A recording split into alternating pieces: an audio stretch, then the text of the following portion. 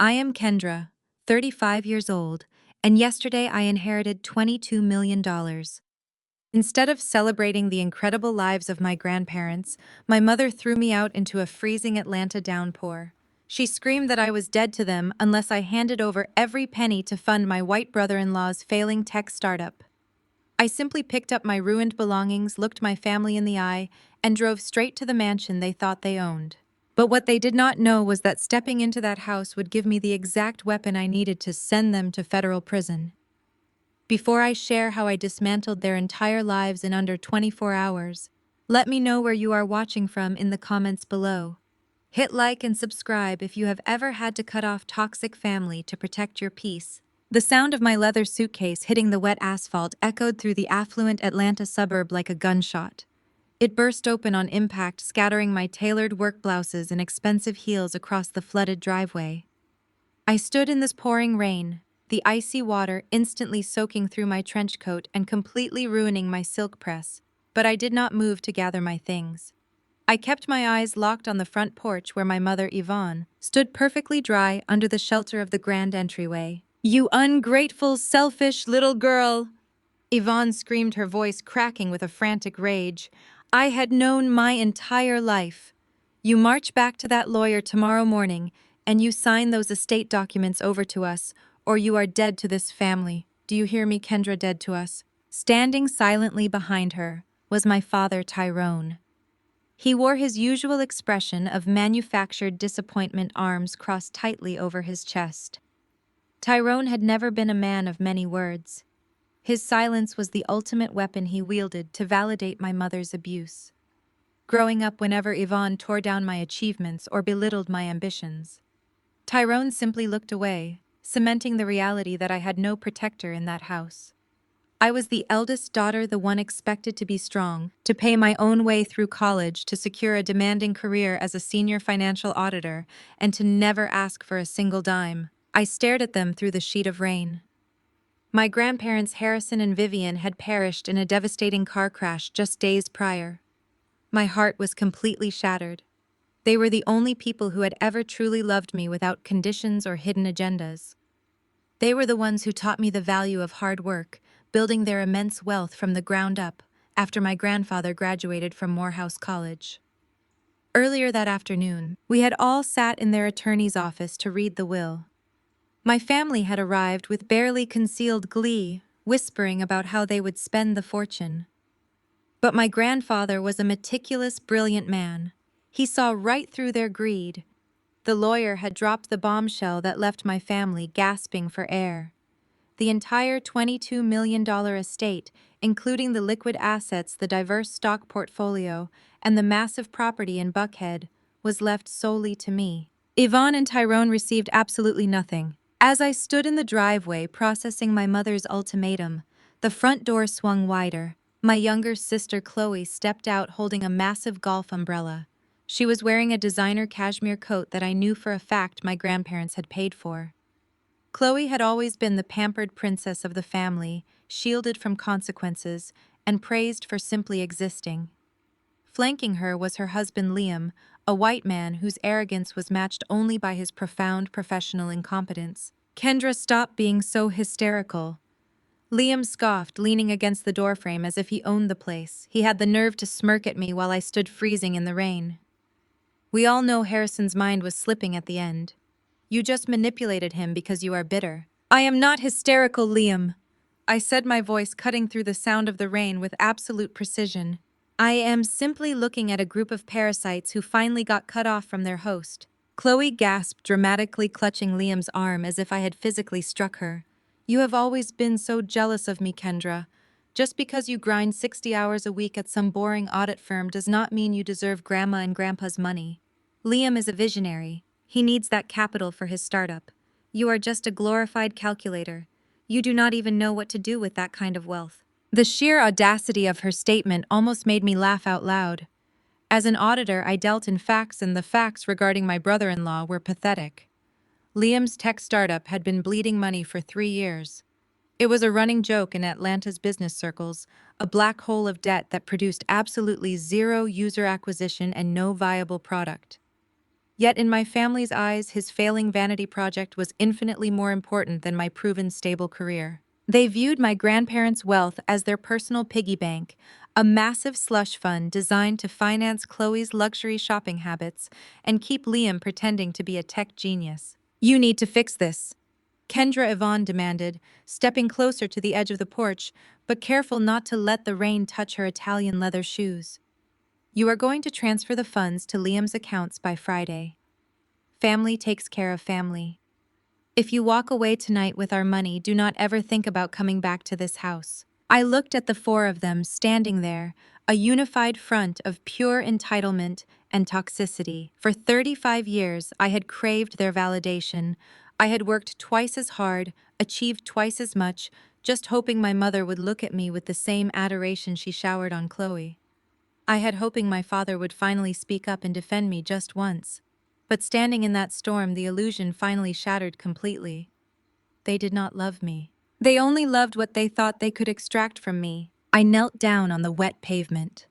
Slowly, methodically, I gathered my ruined blouses and soaked shoes, tossing them into the trunk of my car. I did not rush.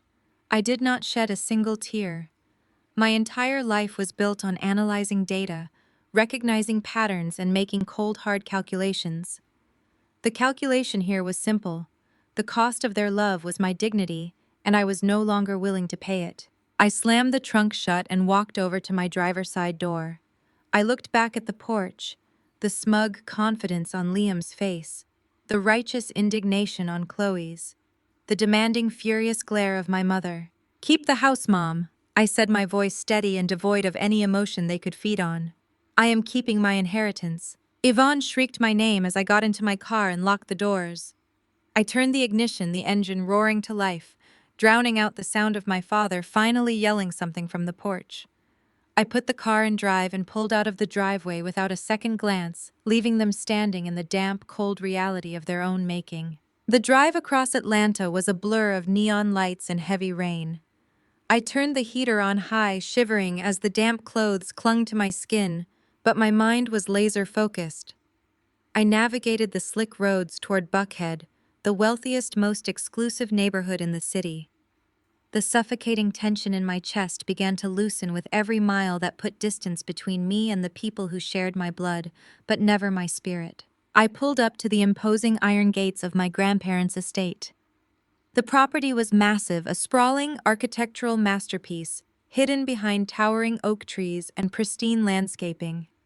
I rolled down my window and punched in the access code the lawyer had provided earlier that day.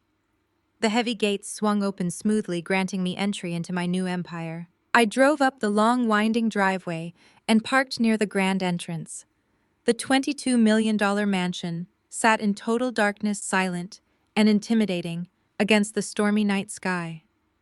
I stepped out of my car, ignoring the rain that was still falling, and walked up the wide stone steps to the double mahogany doors. I slid the heavy brass key into the lock.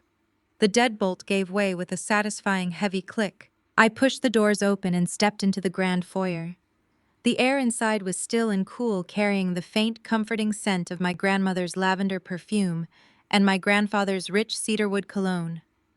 The silence was absolute, a stark contrast to the screaming and chaos I had just left behind.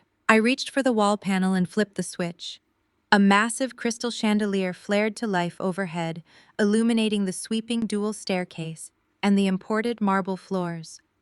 I stood there, dripping wet in the center of the foyer, completely alone but profoundly powerful. I did not collapse on the floor and weep.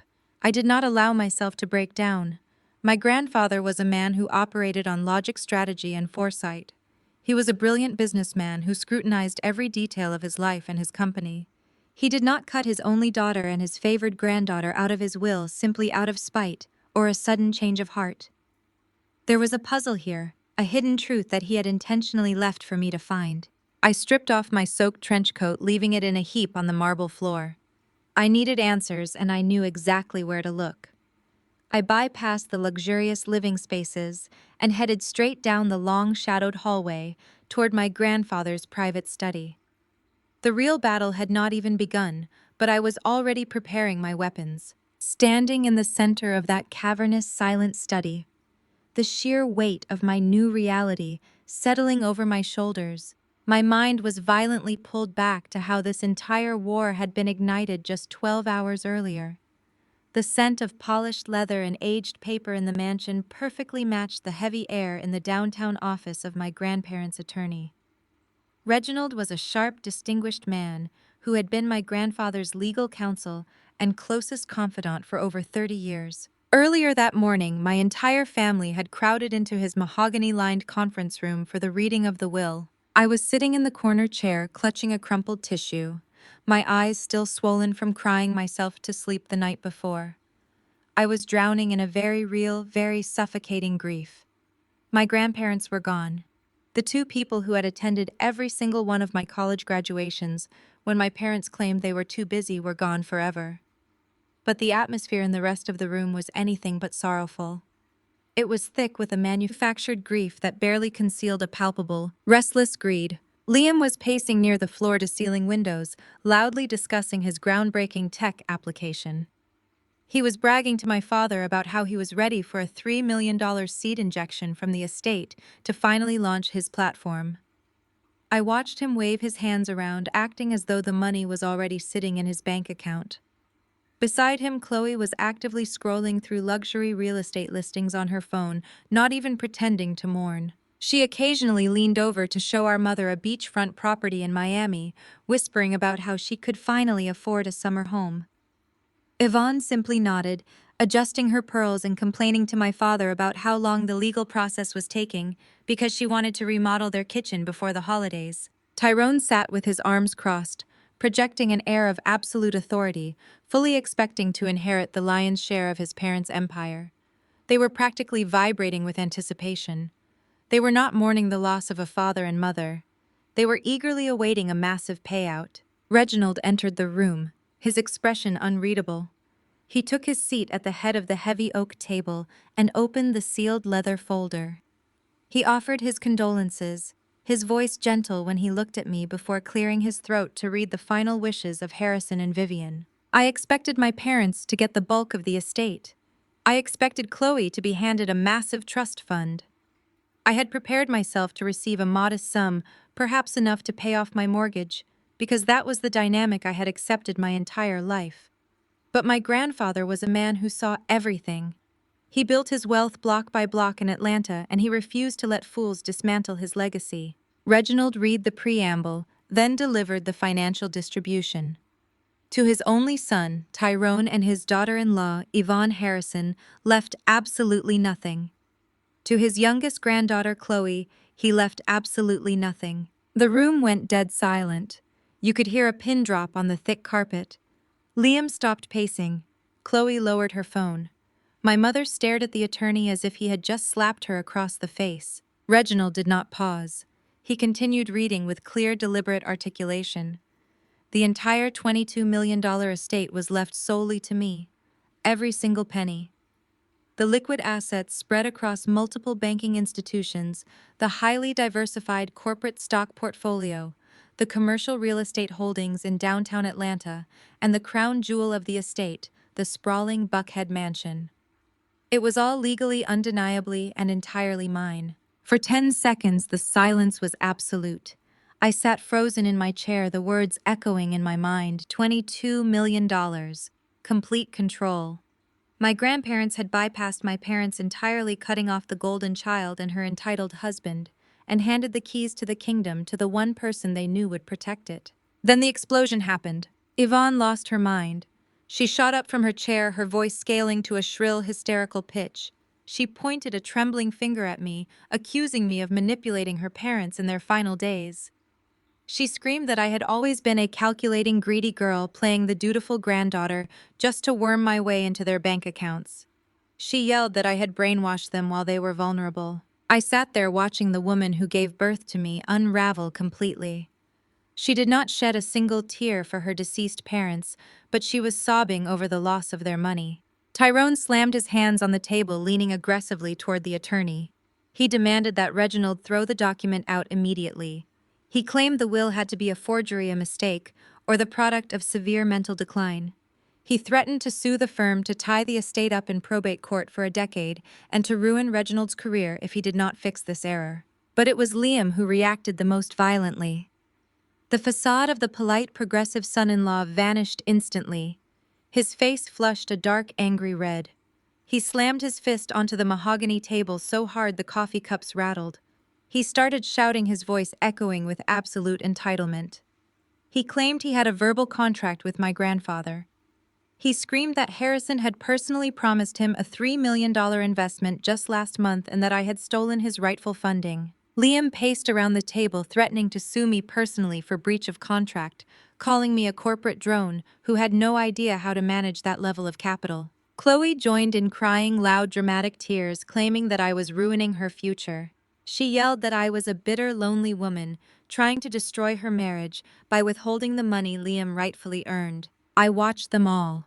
I watched them scream, threaten, and demand. As a senior financial auditor, my entire career was built on analyzing data, identifying discrepancies, and remaining entirely objective in high-stress environments. In that moment, I analyzed my family, and the equation was sickeningly clear. They felt completely entitled to a fortune they did not earn, and they were furious that the one person they deemed inferior held all the power. I did not raise my voice. I did not defend my character or explain my grief. I did not engage with Liam's childish tantrums or my mother's vicious accusations. I simply stood up, smoothing the front of my blazer. I walked over to the head of the table where Reginald sat, quietly observing the chaos. "Reginald," I said, my voice cutting through their screaming with chilling composure, "do you have the keys to the Buckhead property?" My mother stopped yelling. Liam froze. They stared at me in total disbelief. "Yes," Kendra, Reginald replied, a faint hint of respect in his eyes. He opened his desk drawer and pulled out a heavy set of brass keys on a silver ring. He slid them across the polished wood. I picked up the keys. The metallic clink sounded incredibly loud in the sudden silence of the room. I looked directly at Liam, whose face was twitching with rage. Then I looked at my mother, whose eyes were wide with shock. "Thank you, Reginald," I said clearly. "I will be in touch tomorrow to begin the asset transfer process." I turned and walked out of the office, the sound of my heels clicking steadily against the hardwood floor. I did not look back as the screaming erupted again, twice as loud and twice as vicious. My absolute refusal to argue, my sheer composure in the face of their fury, was the ultimate insult to their egos. I knew in that moment I had ignited a war that directly led to my violent eviction later that night. But as I stood in my grandfather's study 12 hours later, holding the keys to the empire they desperately wanted, I knew they had vastly underestimated the woman they had thrown out into the rain. My grandparents left me their $22 million estate, completely cutting out my parents and my golden child sister. When I refused to sign my inheritance over to fund my white brother-in-law's failing tech startup, my own mother threw my bags into the freezing rain and told me I was dead to the family. I simply smiled, picked up my ruined clothes, and drove straight to the mansion they thought they owned. I had no idea that unlocking the doors to that estate would hand me the exact evidence I needed to send my entire family to federal prison. If you have ever had to cut off toxic relatives to protect your peace, hit like and subscribe, and let me tell you how I dismantled their fake empire in under 24 hours. The sound of my heavy leather suitcase slamming against the wet asphalt echoed like a gunshot through the affluent Atlanta suburb. The zipper burst upon impact, scattering my tailored work blouses, skirts, and expensive heels across the flooded driveway. I stood in the pouring rain, the icy water instantly soaking through my wool trench coat and completely ruining my silk press. But I did not move to gather my belongings. I kept my eyes locked on the front porch where my mother, Yvonne, stood perfectly dry under the shelter of the grand stone entryway. "You ungrateful, selfish little girl!" Yvonne screamed, her voice cracking with a frantic, unhinged rage I had known my entire life. "You march back to that lawyer tomorrow morning and you sign those estate documents over to us, or you are dead to this family. Do you hear me, Kendra? Dead to us." Standing silently behind her was my father, Tyrone. He wore his usual expression of manufactured disappointment, his arms crossed tightly over his chest. Tyrone had never been a man of many words. His silence was the ultimate weapon he wielded to validate my mother's emotional abuse. Growing up, whenever Yvonne tore down my achievements or belittled my ambitions, Tyrone simply looked away, cementing the reality that I had no protector in that house. I was the eldest daughter, the one expected to be strong to pay my own way through college, to secure a demanding career as a senior financial auditor, and to never ever ask for a single dime. I stared at them through the sheet of rain, my heart completely shattered. My grandparents, Harrison and Vivian, had perished in a devastating car crash just days prior. They were the only people in my life who had ever truly loved me without conditions or hidden agendas. They were the ones who taught me the value of hard work, building their immense wealth from the ground up after my grandfather graduated from Morehouse College. Earlier that afternoon, we had all sat in their attorney's office for the reading of the will. My family had arrived with barely concealed glee, whispering loudly about how they would spend the fortune. But my grandfather was a meticulous, brilliant man who saw right through their greed. The lawyer had dropped the bombshell that left my family gasping for air. The entire $22 million estate, including the liquid assets, the diverse stock portfolio, and the massive property in Buckhead, was left solely to me. Yvonne and Tyrone received absolutely nothing. As I stood in the driveway processing my mother's furious ultimatum, the front door swung wider. My younger sister Chloe stepped out holding a massive golf umbrella. She was wearing a designer cashmere coat that I knew for a fact my grandparents had paid for. Chloe had always been the pampered princess of the family, shielded from consequences and praised for simply existing. Flanking her was her husband Liam, a white man whose arrogance was matched only by his profound professional incompetence. "Kendra, stop being so hysterical," Liam scoffed, leaning against the doorframe as if he owned the place. He had the nerve to smirk at me while I stood freezing in the rain. We all know Harrison's mind was slipping at the end. You just manipulated him because you are bitter. I am not hysterical, Liam, I said, my voice cutting through the sound of the rain with absolute precision. I am simply looking at a group of parasites who finally got cut off from their host. Chloe gasped, dramatically clutching Liam's arm as if I had physically struck her. You have always been so jealous of me, Kendra. Just because you grind 60 hours a week at some boring audit firm does not mean you deserve Grandma and Grandpa's money. Liam is a visionary. He needs that capital for his startup. You are just a glorified calculator. You do not even know what to do with that kind of wealth. The sheer audacity of her statement almost made me laugh out loud. As a financial auditor, I dealt in facts, and the facts regarding my brother-in-law were pathetic. Liam's tech startup had been bleeding money for 3 years. It was a running joke in Atlanta's business circles, a black hole of debt that produced absolutely zero user acquisition and no viable product. Yet in my family's eyes, his failing vanity project was infinitely more important than my proven stable career. They viewed my grandparents' wealth as their personal piggy bank, a massive slush fund designed to finance Chloe's luxury shopping habits and keep Liam pretending to be a tech genius. You need to fix this, Kendra, Yvonne demanded, stepping closer to the edge of the porch, but careful not to let the rain touch her Italian leather shoes. You are going to transfer the funds to Liam's accounts by Friday. Family takes care of family. If you walk away tonight with our money, do not ever think about coming back to this house. I looked at the 4 of them standing there, a unified front of pure entitlement and toxicity. For 35 years, I had craved their validation. I had worked twice as hard, achieved twice as much, just hoping my mother would look at me with the same adoration she showered on Chloe. I had hoped my father would finally speak up and defend me just once. But standing in that storm, the illusion finally shattered completely. They did not love me. They only loved what they thought they could extract from me. I knelt down on the wet pavement. Slowly, methodically, I gathered my ruined blouses and soaked shoes, tossing them into the trunk of my car. I did not rush. I did not shed a single tear. My entire life was built on analyzing data, recognizing patterns, and making cold, hard calculations. The calculation here was simple.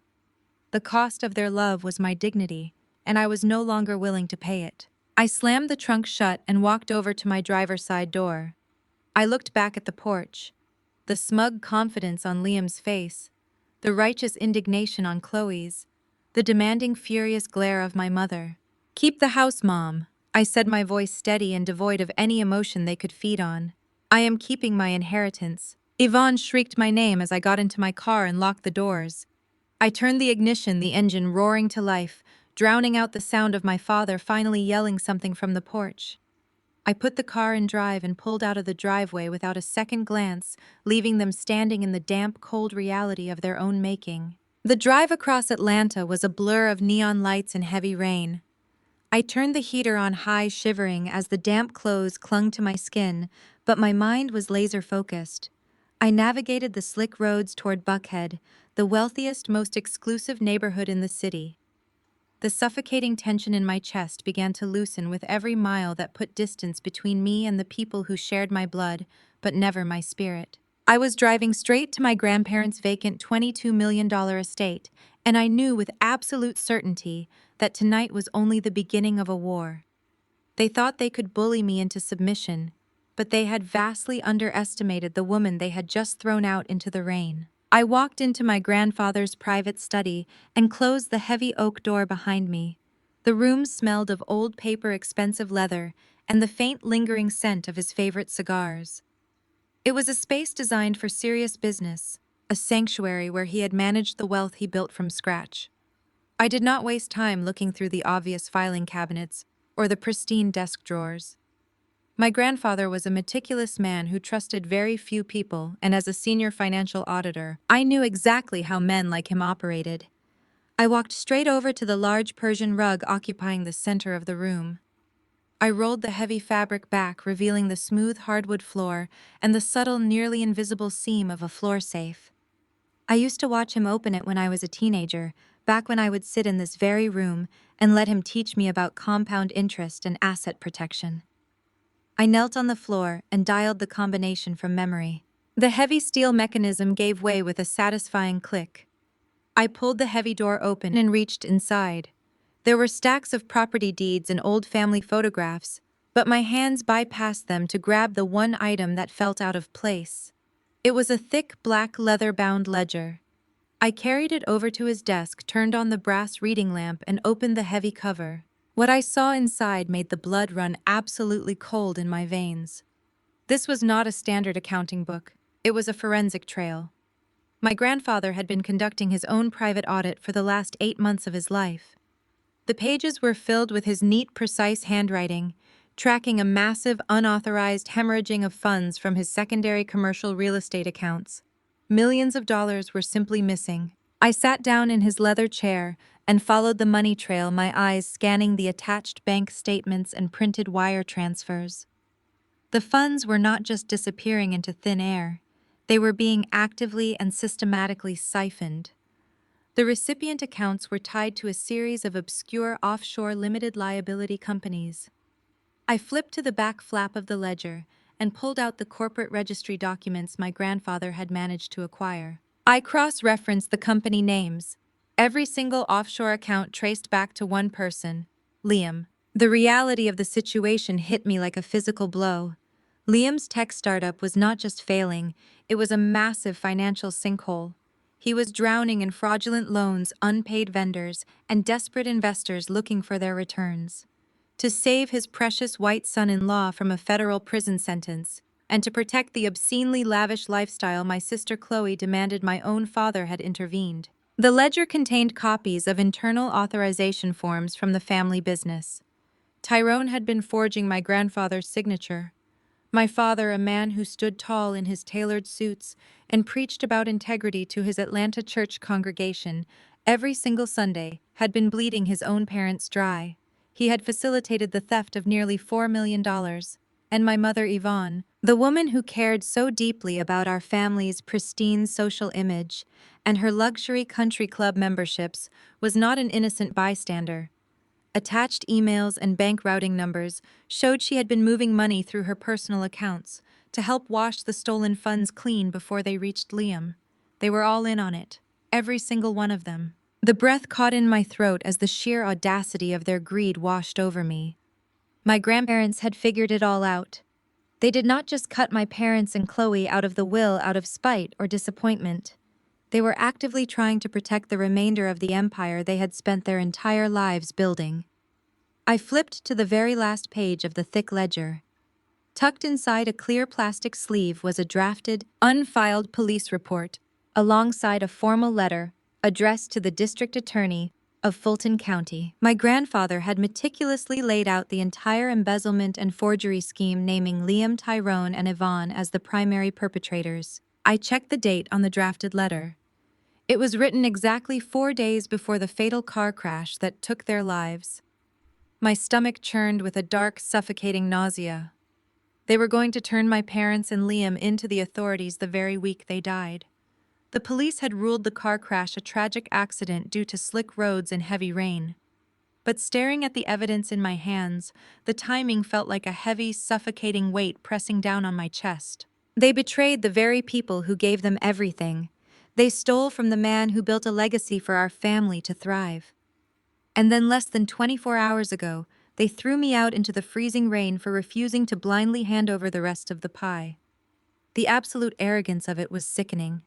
But the overwhelming grief I felt for my grandparents was instantly pushed aside, replaced by a cold, calculating fury. As a financial auditor, finding the discrepancy is only step one. Step two is building the case, and step three is holding the guilty parties accountable. I pulled out my phone and immediately began taking high-resolution pictures of every single page, every wire transfer, and every forged signature. I uploaded the files directly to my secure encrypted cloud storage. I was gathering my ammunition, ensuring that no matter what happened to the physical ledger, the truth would survive. I was just photographing the final draft of the police report when a loud, piercing siren shattered the silence of the mansion. The perimeter security alarm was blaring a harsh mechanical screaming that echoed down the quiet hallways. I jumped up from the desk and rushed over to the security monitor mounted on the study wall. I checked the timestamp on the screen. It was exactly 8 in the morning. I stared at the high-definition camera feed displaying the main entrance of the property. A convoy of 3 black sport utility vehicles had just aggressively breached the front iron gates of the estate. They were speeding up the long, winding driveway, tearing through the pristine landscaping. My family had not waited for me to process my grief. They had come to take what they believed was theirs. The piercing shriek of the perimeter security alarm echoed through the cavernous halls of the Buckhead estate, vibrating violently against the imported hardwood floors beneath my feet. I did not flinch. I did not jump. I simply closed the heavy leather cover of my grandfather's ledger, safely tucking it into my briefcase. Through the high-definition security monitors mounted on the study wall, I watched 3 black sport utility vehicles tear up the pristine manicured driveway. They had not just bypassed the main iron gates. They had rammed right through them, tearing the metal off the hinges and destroying the beautiful landscaping my grandmother had spent years perfecting. The blatant disrespect for the property told me everything I needed to know about their state of mind. They were desperate. I walked out of the study, my footsteps steady and deliberate against the marble floors of the grand hallway. I climbed the sweeping dual staircase to the second floor and stepped out onto the expansive master balcony. The crisp morning air hit my face, a stark contrast to the humid, miserable rainstorm from the night before. I looked down at the vast courtyard. My family had arrived and they had brought an absolute circus with them. Liam stepped out of the lead vehicle, puffing his chest out like a conqueror claiming a new territory. His tailored suit looked ridiculous as he stomped across the gravel. My younger sister Chloe scrambled out behind him, clutching a designer handbag, looking around the massive property with hungry, wide eyes. She was already treating the $22 million estate like her personal shopping cart. Then came my parents. Yvonne and Tyrone emerged from the second vehicle, their faces twisted into identical masks of self-righteous anger. But they were not alone. From the third vehicle poured 4 massive men in tactical gear, clearly a privately hired security firm meant to look intimidating. And standing right beside Liam, adjusting his utility belt with an arrogant swagger, was a uniformed off-duty county deputy. I knew exactly who he was. Liam used to brag at our family dinners about a local deputy he kept on his payroll to make his minor traffic violations and public intoxication charges magically disappear. Now he was using his bought and paid for muscle to intimidate me out of my own home. Liam reached into the front seat of his vehicle and pulled out a bright red megaphone. He pointed it directly at the second-floor windows, completely unaware that I was already standing quietly on the balcony just above him. "Kendra, come out here right now!" His voice boomed, artificially amplified and dripping with the kind of arrogant condescension only a mediocre white man propped up by stolen money could muster. "We know you are in there. The game is over."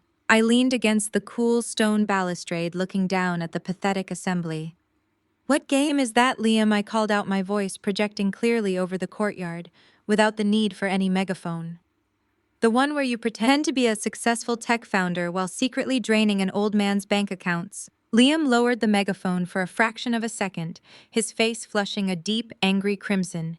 He quickly raised it back to his mouth, waving a thick stack of printed papers in his other hand. "I have an emergency injunction right here signed by a judge at 7 this morning.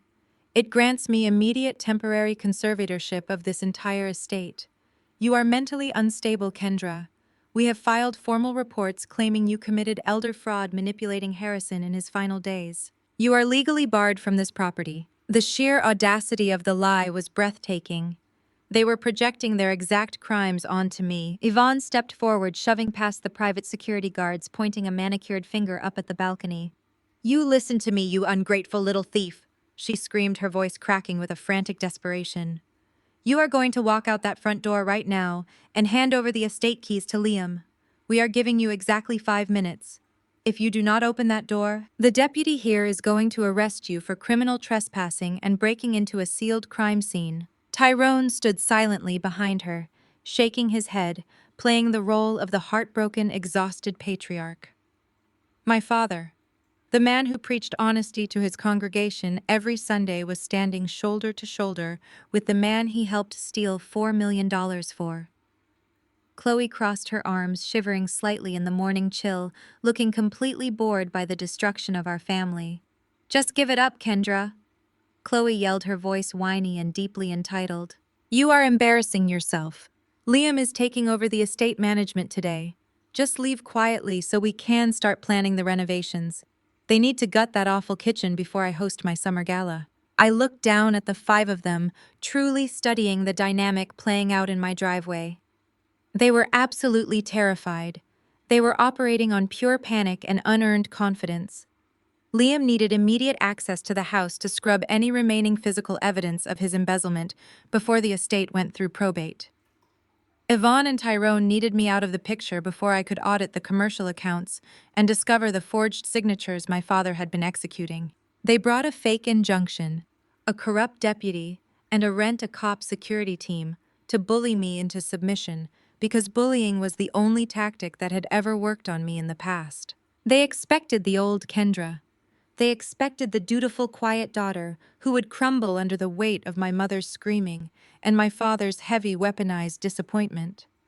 They expected me to look at the badge on the deputy's uniform, panic about losing my professional auditing license over a fake arrest record, and surrender the keys just to avoid a public scene.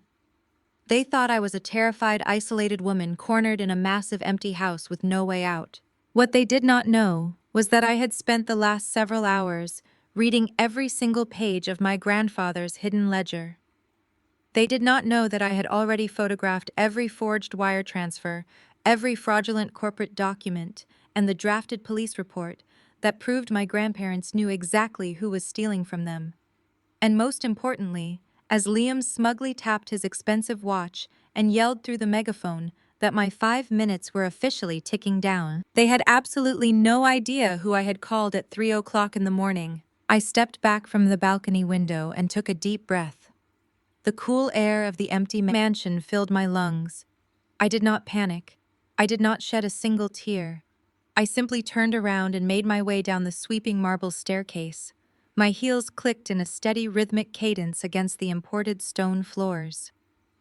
Outside, the muffled sound of Liam shouting through his megaphone vibrated against the thick, reinforced glass of the mahogany front doors. He was counting down the minutes, fully believing he held all the power. I walked directly to the grand foyer. Mounted on the wall next to the entrance was the estate security panel. My grandfather had upgraded the entire system just last year. It was a commercial-grade setup with high-definition cameras covering every inch of the perimeter and a crystal-clear two-way audio intercom. I reached out and pressed the communication button. "Liam," I said. My voice projected from the exterior speakers ringing out across the driveway with absolute clarity. It cut right through his amplified shouting. Liam lowered his megaphone. I watched him on the security monitor. He looked up at the door, a smug, victorious grin spreading across his face. "It is about time," Kendra, Liam yelled back. He stepped closer to the door, waving the stack of papers in his hand. "Open up. The deputy is losing his patience and I have contractors waiting to evaluate the property. You have dragged this out long enough." "I am not opening the door, Liam," I replied calmly. The smile vanished from his face. Yvonne marched up right beside him, her face twisted in rage. "Kendra, you open this door right now," my mother screamed. "You are making a fool of yourself. You are embarrassing this family in front of the authorities. Do not make this harder than it has to be." I pressed the button again. "I need to verify that supposed injunction with my legal counsel," I stated. "You can stand out there in the cold until my attorney reviews the document. Until then, anyone who steps foot on this porch is trespassing." Liam laughed. It was a harsh, ugly sound. He turned to the corrupt county deputy standing behind him and shook his head, acting as if I was just a hysterical woman having a breakdown. "You do not have legal counsel," Kendra, Liam sneered into the intercom. "You are a glorified bean counter. You do not have the resources or the authority to fight me on this." The judge signed the order. "Your father and mother signed the affidavits testifying to your mental instability. We own the situation. Now open the door before we break it down." This was the moment. As a senior financial auditor, I spent my entire career sitting across from arrogant men who thought they could hide their financial crimes behind loud voices and intimidation tactics. I knew exactly how to dismantle a fragile ego. Liam was a failed white tech bro who felt entirely entitled to black wealth.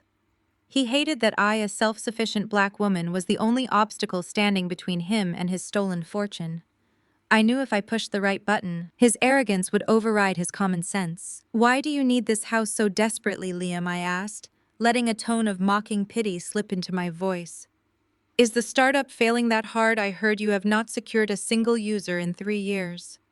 Are the investors finally breathing down your neck?" Through the high-definition monitor, I watched the color drain from Liam's face. The insult hit him exactly where he was weakest. His entire identity was wrapped up in pretending to be a Silicon Valley genius. Chloe stepped forward, grabbing Liam's arm. "Do not listen to her, Liam. She is just jealous. She has always been jealous of us." But Liam shook her off. His face turned a deep, blotchy red. The veins in his neck bulged against his expensive collar. He stepped right up to the intercom speaker, his eyes wild with fury. "You have no idea what you are talking about, you pathetic corporate drone!" Liam shouted, his voice echoing off the stone pillars of the entryway. "My company is on the verge of a major breakthrough. I am managing millions of dollars. Your father handed me the reins to the family assets months ago because he knows I actually have vision." I leaned closer to the microphone. "What assets, Liam?" I asked coolly. "My grandfather cut you out. You have nothing." "I have everything," Liam screamed, completely losing control. He pointed a finger at the door as if he could strike me through the wood. "I already control the commercial accounts. Tyrone gave me the authorization. I have been moving the capital for 8 months. I manage the offshore limited liability companies. I manage the real estate funds. I built the financial structure that is keeping your parents afloat right now. You think a stupid piece of paper from a dead man changes anything? I already took the money, Kendra. I own this family. You cannot stop me." Yvonne suddenly lunged forward and grabbed Liam's shoulder, her eyes wide with sudden, terrifying realization. She tried to pull him back from the speaker, hissing at him to shut his mouth.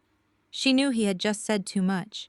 Tyrone stepped forward as well, his face suddenly pale, realizing his son-in-law had just openly bragged about their illegal financial maneuvers in front of a county deputy. But the deputy did not seem to care.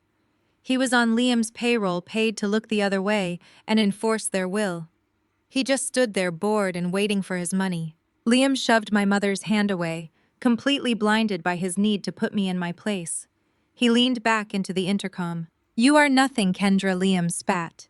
You sit in a cubicle and count other people's money. I move millions across the globe. I am the reason Chloe lives in a mansion. I am the reason your parents have their country club memberships. I did what Tyrone was too scared to do on his own. I took the capital. So you can hide in there with your little accounting degrees all you want. I am taking this house today, and I am taking everything inside it. I took my finger off the communication button. I did not need to say another word. I looked at the digital display on the security panel. A small red light was blinking steadily in the corner of the screen. The estate security system was directly wired into a secure server. Every single word of Liam's arrogant, unhinged confession had been recorded in crystal-clear high-definition audio. He had just publicly admitted to controlling the commercial accounts. He had admitted to moving the capital for 8 months. He had admitted to managing the offshore companies that I had found in my grandfather's ledger. He had verbally validated every single forged wire transfer and fraudulent document sitting in my briefcase. I thought he was intimidating me. He thought he was proving his dominance. Instead, he had just handed me the final, irrefutable piece of evidence I needed to lock him in a federal prison cell for the next decade. And he had dragged my father directly into the confession. I smiled. It was a cold, sharp smile. The trap had sprung perfectly. They were so blinded by their greed and their disdain for me that they forgot I made a living out of catching thieves. I picked up my coffee cup from the console table and took a slow, deliberate sip. Outside, Liam was yelling at the private security guards, ordering them to retrieve the heavy metal tools from the trunks of the sport utility vehicles. "Break the door down!" My father suddenly yelled, his voice cracking with a new panicked urgency. He wanted me silenced. He wanted the house breached before I could do any damage. I stood in the quiet foyer, listening to the heavy footsteps of the hired muscle approaching the porch. The true war was about to begin, but I was holding all the ammunition. The heavy footsteps of the hired muscle stopped just short of the porch steps. Through the high-definition security monitor, I watched the private guards hesitate, glancing back at my father for final confirmation before causing severe property damage to a $22 million estate. Before Tyrone could issue the command, Chloe shoved her way through the group. Her designer cashmere coat was now splattered with mud from the ruined driveway, and her perfectly styled hair was beginning to frizz in the damp morning air. She marched directly up to the exterior intercom panel and slammed her palm against the call button. When her voice filtered through the interior speakers, the entitled whining tone was completely gone. In its place was a shaky, tearful pitch that she had perfected since we were children. It was the exact voice she used whenever she wrecked one of my parents' luxury cars or failed a college course, the voice designed to instantly cast her as a helpless victim and whoever stood in her way as the cruel aggressor. "Kendra, please, just stop doing this," Chloe pleaded, her voice echoing off the marble walls of the grand foyer. "You are acting completely unhinged. You have always wanted to ruin my happiness, but this is going too far.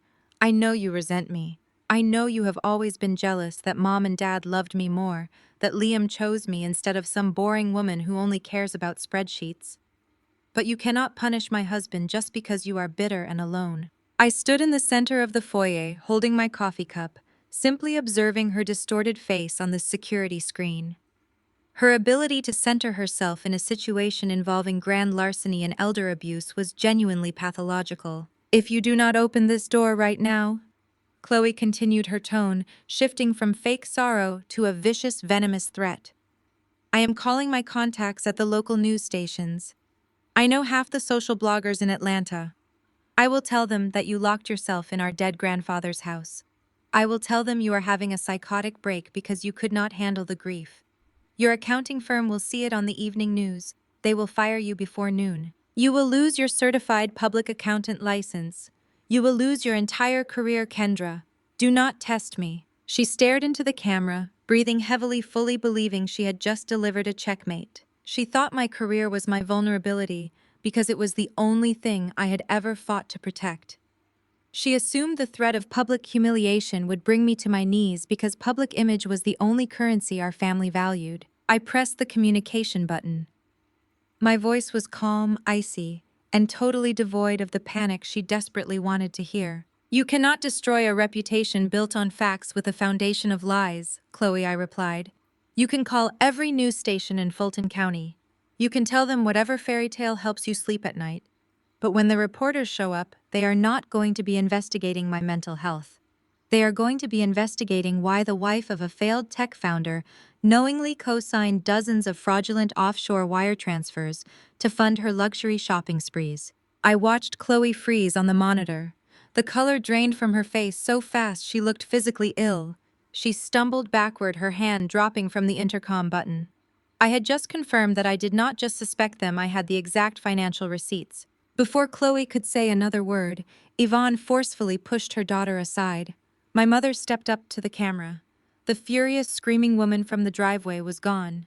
She had seamlessly transitioned into her role as the dignified, long-suffering matriarch. She pressed the button, and when she spoke, her voice was thick with manufactured heartbreak and crocodile tears. "Kendra, sweetheart, please listen to me," Yvonne begged, placing her hand over her heart.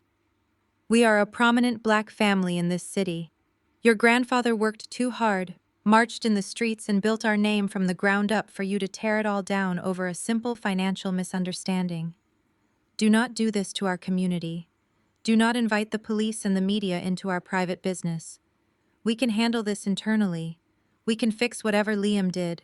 But if you do not open that door and let us manage this, you are committing treason against your own blood. You are destroying our legacy." I felt a surge of absolute disgust rise in my chest. I had spent 35 years watching my mother manipulate every situation to her advantage, but this was a new low. She was weaponizing our racial identity, twisting the very real concept of Black family unity to protect a white man who was actively stealing from them. She was using my grandfather's hard-fought legacy as a shield for her own greed. I pressed the button, my grip on the console tightening until my knuckles turned white. "Protecting the family name." "Mom," I asked, letting the full weight of my contempt bleed into the microphone. "Is that what you call helping a mediocre white man steal $4 million from your own father? You let a parasite drain a fortune built by a Black man who sacrificed everything, and you want to lecture me about legacy? You are using Black excellence as a human shield for your own crimes. You did not care about the family name when you helped wash those stolen funds through your personal checking accounts. You did not care about family unity when you forged the internal authorization forms to cover Liam's tracks." The silence outside was deafening. Yvonne physically recoiled from the intercom, her hands dropping to her sides. She looked back at Tyrone, her eyes wide with sheer, unadulterated terror. She finally realized the scope of the disaster. I did not just have Liam's confession. I knew about her specific involvement. I knew about the washed funds. I knew about the forged authorization forms. Tyrone's face twisted into a mask of pure panic. The quiet, passive enabler realized that his own freedom was on the line. He knew that talking to me was useless. He knew that every second they wasted standing in that driveway gave me more time to secure the evidence against him. The illusion of a peaceful resolution was dead. "That is enough," Tyrone's voice cracked over the speaker, raw, desperate, and stripped of all his usual polished authority. He marched forward, shoving my mother and sister behind him. He turned to Liam and the private security team standing nervously near the steps. He pointed a shaking finger directly at the heavy mahogany doors. "Get the crowbars!" Tyrone ordered, his voice escalating into a frantic shout. "5 minutes are up. Break the door down right now. Break it down." The intercom feed cut to a sharp static hiss as my father terminated the connection. The sudden silence inside the grand foyer was deafening, a stark contrast to the aggressive chaos brewing just outside my front door. I stood perfectly still on the imported marble floor, my eyes locked on the thick frosted glass sidelights that flanked the massive mahogany double doors. Through the blurred, textured glass, I could see the distorted, shifting silhouettes of the men moving up the wide stone steps of the porch. I watched the tallest silhouette push his way to the front of the pack. It was Liam. Even through the frosted glass, I recognized his aggressive, erratic posture. He snatched a heavy steel crowbar from one of the private security guards. I could hear the harsh scrape of the metal as he tested its weight in his hands. Liam was absolutely vibrating with adrenaline. He was not just executing my father's desperate orders. He was thoroughly enjoying this. For 3 years, I had been the only person in this family who refused to applaud his terrible business pitches. I was the only one who looked at his tech startup and called it exactly what it was: a financial sinkhole managed by a man with zero actual talent. He hated me for it. He hated that a self-sufficient black woman saw right through his unearned white mediocrity. To him, breaking down my door was not just about securing the stolen funds. It was about putting the uppity, independent sister back in her place. He thought this was his moment of ultimate triumph. I heard the heavy rhythmic thud of their boots on the front porch. Chloe was right behind him, her voice shrill and muffled through the thick wood, telling him to aim for the brass lock plate so they would not ruin the custom woodwork. She was already treating the $22 million estate as her personal property, casually directing the destruction of our grandfather's home, as if she were ordering a renovation. Yvonne and Tyrone hovered in the background, a pair of cowards hiding behind the hired muscle they had brought to do their dirty work. They expected me to be cowering on the other side of the door. They expected me to be frantically dialing the local police, completely unaware that the off-duty county deputy standing on my porch was already on Liam's payroll. They thought I was trapped, panicking and frantically searching for a way out of the mansion. But I did not panic. Panic is an emotion reserved for people who do not know the numbers. And as a senior financial auditor, I always knew the numbers. I knew exactly how many millions they had stolen. I knew exactly which offshore accounts the money was sitting in. And most importantly, I knew exactly who was waiting in the shadows of the mansion right behind me. I lifted the porcelain cup from the console table and took a slow, deliberate sip of my black coffee. The dark roast was bitter and grounding. I set the cup down gently, ensuring it did not make a single sound against the polished wood. I turned to face the tall mirror hanging in the entryway to check my reflection. I was not the soaked, devastated girl they had thrown out into the freezing rain just 12 hours ago. I was not wearing sweatpants or looking defeated. I had showered in my grandmother's luxurious suite, wrapped my hair in a sleek, immaculate bun, and put on a sharply tailored charcoal gray business blazer. I smoothed the lapels of my jacket with steady hands. I adjusted my cuffs. I looked flawless, professional, and entirely unbothered. I was stepping into my role not just as the sole heir to this empire, but as the executioner of their toxic reign. Outside, Liam slammed the head of the crowbar against the stone pillar of the porch, a loud ringing crack meant to intimidate me. "Stand back!" Kendra Liam shouted through the heavy wood, his voice dripping with venomous glee. "We are coming in. You brought this on yourself." I took a deep breath, the faint scent of my grandfather's cedarwood cologne lingering in the foyer air, giving me an anchor of absolute strength. I walked right up to the heavy double doors. I did not hesitate. I reached out and wrapped my hand around the cold, heavy brass deadbolt. With one swift, forceful motion, I turned the lock. The sharp, heavy click of the deadbolt, disengaging, echoed loudly. The sound instantly silenced the commotion on the porch. The murmuring stopped. The shifting boots paused. They knew I was standing right on the other side. I grabbed the brass handles and pulled the massive mahogany doors inward, throwing them wide open to the morning air. The sudden flood of natural light illuminated the grand foyer. Liam was standing barely 2 feet away, positioned right at the threshold. He had the heavy steel crowbar raised halfway to his shoulder, his knuckles white from gripping the metal. His chest was puffed out, his face flushed red with exertion and arrogant pride. Chloe stood just over his shoulder, a vicious, triumphant smirk plastered across her face, ready to watch me crumble. My parents stood at the bottom of the steps, looking up with identical expressions of harsh, unforgiving judgment. Liam lowered the crowbar just an inch, leaning his weight forward into the doorway. He looked me up and down, clearly thrown off by my immaculate business attire and my complete lack of tears, but his massive ego quickly recovered. "Time to go, Kendra." Liam said, his voice a low, nasty sneer. "The game is over. You are done." I looked directly into his pale, greedy eyes. I did not break eye contact. I did not blink. My face remained a mask of absolute chilling indifference. "You are right about one thing, Liam," I said, my voice perfectly level and devoid of any fear.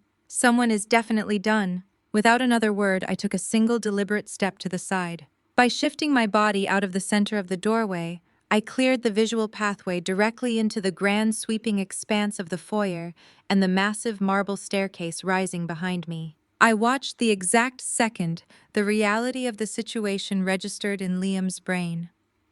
The transition was instantaneous and absolute. The smug, victorious sneer on his face evaporated as if it had been burned away. His jaw went slack. The flush of arrogant adrenaline completely drained from his cheeks, leaving his skin a sickly ashen gray. His eyes widened in sheer unadulterated horror, fixating on the figures standing silently in the shadows of the staircase behind me. His fingers went completely limp. The heavy steel crowbar slipped from his grasp. It hit the stone porch with a loud, violent clatter, bouncing off the steps and coming to a rest at my father's feet. Liam did not even flinch at the sound. He was completely paralyzed. His breathing stopped, his entire world collapsing in a fraction of a second as he stared into the grand foyer. The heavy steel crowbar clattered against the stone porch, but Liam did not even flinch at the loud noise. He was completely paralyzed. His pale eyes were blown wide, fixed entirely on the shadows of the grand staircase right behind my shoulder. Just seconds ago, he was a man high on the thrill of his own perceived dominance. He thought he was the apex predator coming to put a disobedient black woman in her place. Now, I watched every single drop of that unearned confidence violently drain. His breathing became shallow and erratic. He tried to take a step backward, but his legs refused to cooperate. He was trapped in the sudden crushing gravity of a reality he never saw coming. I did not even need to turn my head to know who he was looking at. I already knew exactly who was standing in my foyer. To my immediate left was Reginald, my grandfather's attorney. He was dressed in a flawless navy suit, holding his leather briefcase with both hands, projecting an aura of absolute legal authority. But Reginald was not the reason Liam was currently suffocating on his own fear. Flanking my attorney were four other individuals who had quietly arrived through the secured service entrance of the estate nearly an hour before my family ever breached the front gates. Standing directly behind me was the district attorney of Fulton County. He wore a crisp, dark suit and a stern, unforgiving expression. And framing the district attorney were three federal agents. They were broad-shouldered, imposing men wearing dark windbreakers with the bright yellow letters of the Federal Bureau of Investigation printed boldly across their chests. The sheer suffocating weight of federal law enforcement had completely filled my grandfather's home. The air on the front porch went completely dead. The arrogant sneers on my family's faces melted away into a shared, agonizing terror. I looked directly into Liam's wide, panicked eyes. I kept my posture perfectly straight, my hands relaxed at my sides. "You are right, Liam," I said, my voice smooth and lethal, echoing off the high marble walls of the foyer and spilling out into the cold morning air. "Someone is definitely done." Liam opened his mouth to speak. He tried to stammer out a defense, perhaps, to brandish the fake injunctions still clutched in his trembling left hand. But no words came out. He was completely stripped of his voice. The illusion of his tech genius persona and his master manipulator status was entirely shattered by the presence of the federal agents staring him down. The ripple effect of the horror moved rapidly through the rest of my family.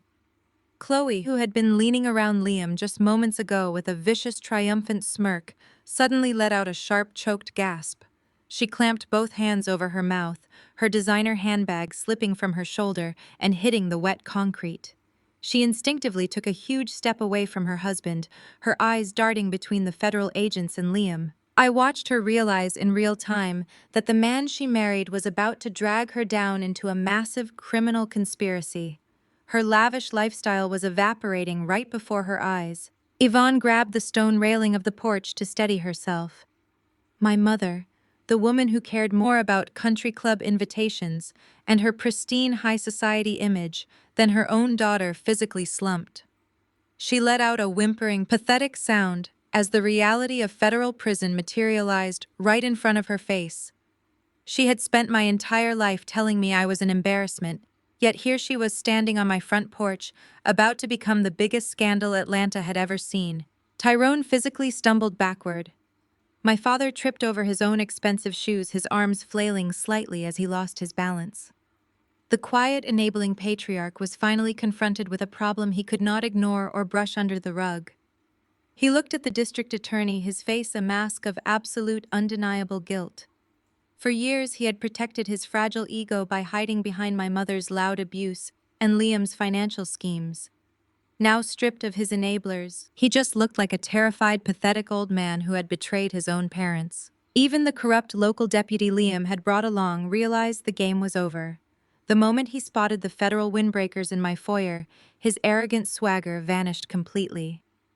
I watched him quietly reach down and snap the retention strap over his holstered weapon, making sure his hands were completely visible.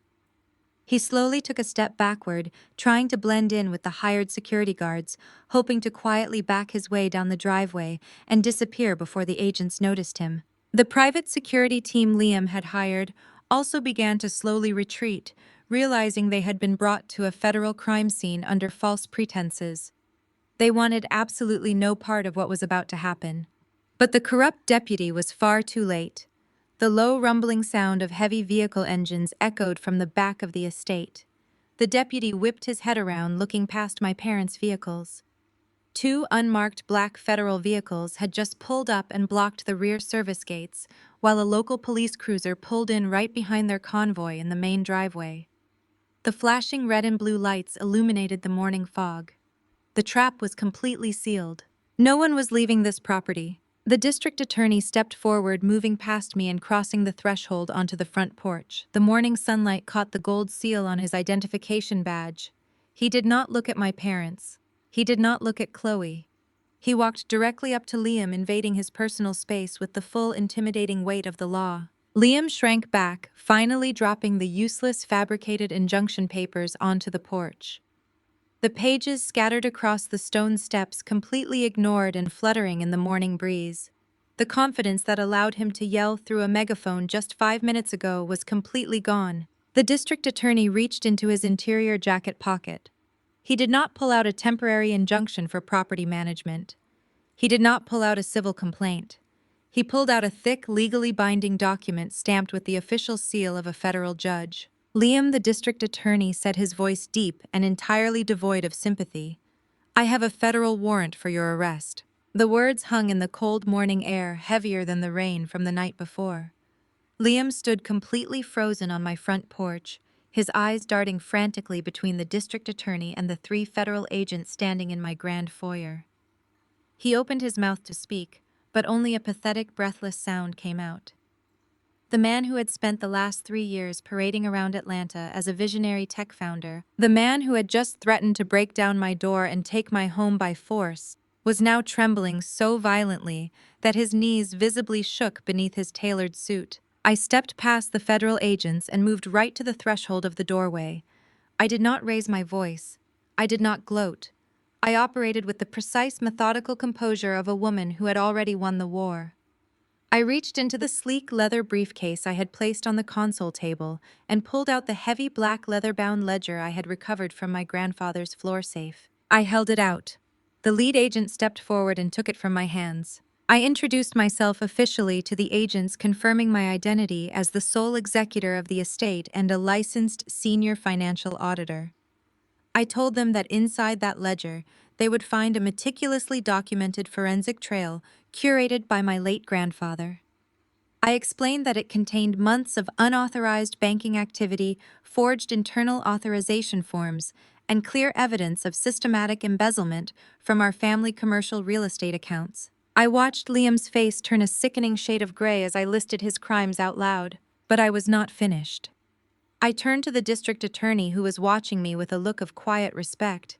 "I also want to formally notify your office of a digital submission," I said, clearly, ensuring that my mother and father, standing at the bottom of the porch steps, heard every single word.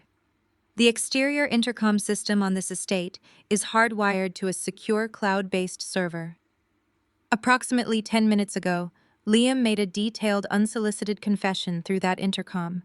He publicly admitted to controlling the commercial accounts, moving stolen capital for 8 months, and managing the offshore limited liability companies mentioned in that ledger. I have already packaged the high-definition audio files and emailed them directly to your fraud division. You have his full confession on tape. Liam let out a strangled, desperate noise. He lunged backward, stumbling over the crowbar he had dropped just moments earlier. He held his hands up in a gesture of surrender, shaking his head wildly. No, Liam stammered, his voice cracking into a high, panicked pitch. No, you do not understand. I was authorized. Tyrone gave me the authorization. My father-in-law told me to move those funds. This is a family dispute. This is just a misunderstanding over the estate distribution. The district attorney did not even blink at the pathetic attempt to shift the blame. He stepped firmly onto the porch, invading Liam's space completely. The two federal agents moved in flawlessly behind him, flanking my brother-in-law and cutting off any avenue of escape. Liam, the district attorney, said, his voice ringing with absolute, uncompromising authority. You have the right to remain silent. Anything you say can and will be used against you in a court of law. The sharp, metallic sound of the handcuffs ratcheting closed around Liam's wrists echoed like a final verdict across the pristine property. The agents patted him down, completely stripping him of his dignity, in front of his hired private security team, who were currently staring at the ground, pretending they had no idea who he was. The district attorney continued reading him his rights formally, citing multiple counts of wire fraud, grand embezzlement, and forgery across state lines. That was when the reality of the situation finally broke through Chloe's shock. My younger sister had been standing off to the side, her hands covering her mouth, her eyes wide with terror as she watched her husband being treated like a common criminal. But Chloe had always possessed a profound, almost terrifying instinct for self-preservation. The moment she heard the words federal prison and wire fraud, her entire demeanor shifted. The loyal, entitled wife persona instantly evaporated, replaced by a frantic, desperate victim. Chloe lunged forward, grabbing Liam by the shoulder of his suit jacket and forcefully shoving him away from her. She started screaming, her voice shrill and echoing with manufactured betrayal. How could you do this to me? Chloe shrieked, tears streaming down her face as she backed away from him. How could you steal from my family? I trusted you. I thought your tech company was finally taking off. I thought we were successful. I had absolutely no idea he was doing this. She turned her frantic, tear-stained face toward the federal agents, holding her hands up in surrender. She was putting on the performance of a lifetime, playing the clueless, innocent spouse who had simply been swept up in a bad man's deception. I swear to you, I did not know, Chloe cried out, looking at the district attorney with wide, pleading eyes. I am just his wife. He kept all his business dealings a secret from me. I thought he was bringing in legitimate investor capital. You cannot blame me for his crimes. He lied to me just like he lied to my parents. Liam twisted against the grip of the federal agents, looking at his wife in pure, unadulterated shock. The woman he had stolen millions to please was throwing him to the wolves without a second of hesitation. But I knew Chloe better than anyone on this earth. I knew she was fundamentally incapable of living within a budget. I knew that when Liam's startup failed to generate a single dollar of revenue, Chloe had refused to downgrade her lifestyle. She had refused to give up her designer wardrobes, her luxury car leases, and her five-star vacations. She was not a victim. She was the driving force behind his desperation. I reached back into my leather briefcase. My hand wrapped around a second, much thinner folder. I pulled it out and stepped out onto the porch, standing directly in the morning sunlight. I held the second folder out toward the district attorney. You might want to take a very close look at the banking authorization signatures on those offshore shell companies, I said, my voice dripping with cold, deliberate precision. Liam was certainly the architect of this embezzlement scheme, but he was not operating alone. Chloe stopped crying. The frantic waving of her hands froze mid-air. She slowly turned her head to look at me, the color completely draining from her cheeks. I looked my sister dead in the eye. I did not feel a single ounce of pity for her. You see, Chloe? I continued, making sure my voice carried over to where my mother and father were standing in paralyzed fear. In order to move that much capital out of the country without triggering an immediate internal audit, Liam needed a secondary verifier on the newly established accounts. He needed someone with direct legal ties to the family name to legitimize the transfers. I tapped the front of the folder. I reviewed the corporate registry documents my grandfather acquired before he died. You co-signed every single one of those fraudulent wire transfers, Chloe. You knowingly authorized the movement of stolen capital to fund your luxury shopping sprees and keep up appearances at your country club. You are not a victim. You are a co-conspirator. Chloe froze completely. Her mouth hung open, but no sound came out, the theatrical tears drying instantly on her cheeks. She was trapped.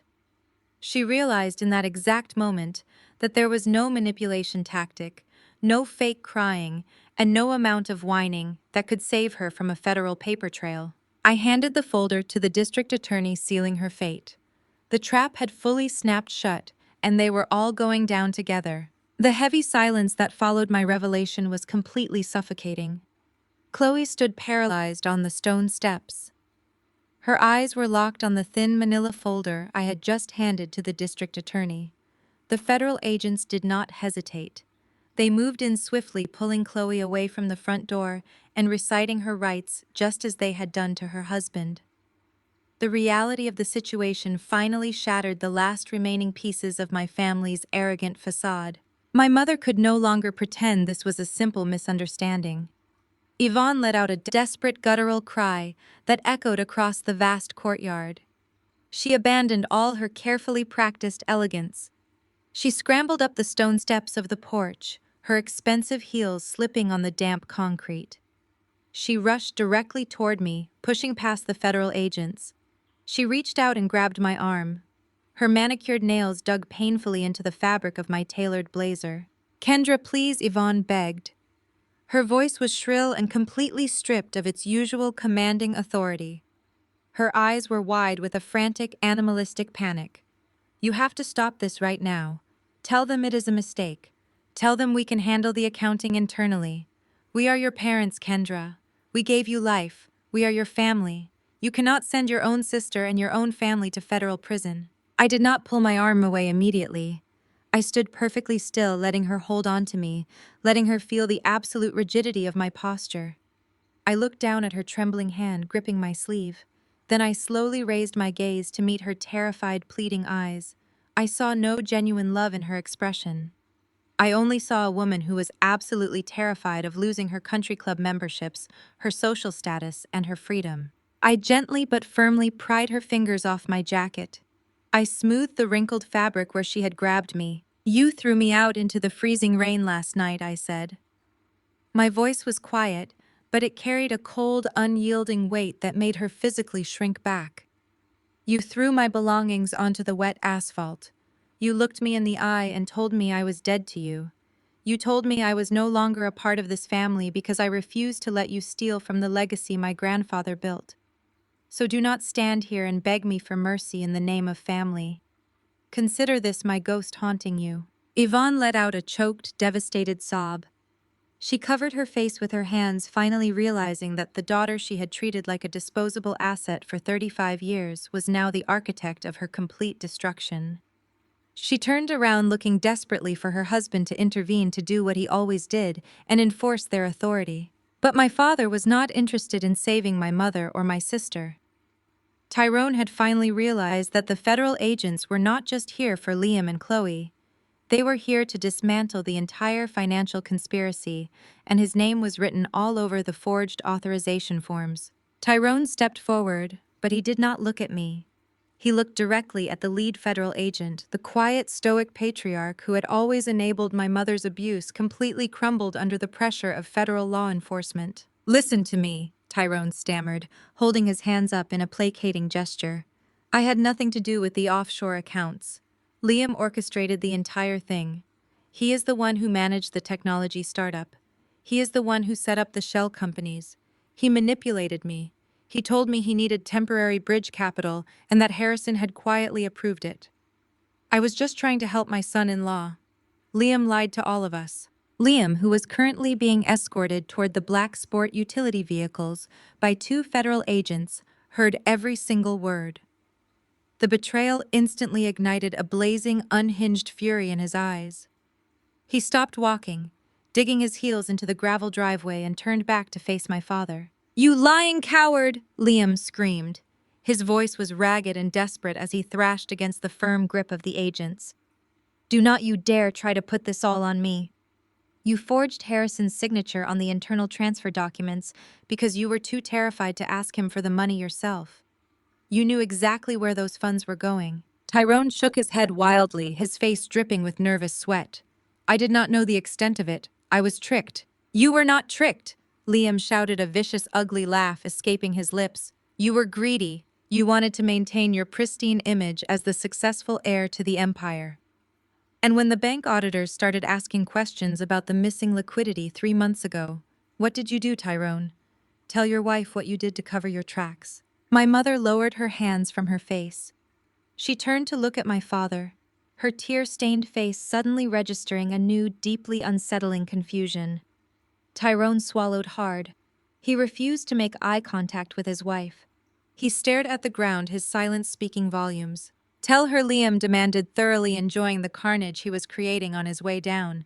Since you want to act like the innocent victim, tell Yvonne how you hid the embezzlement from the commercial auditors.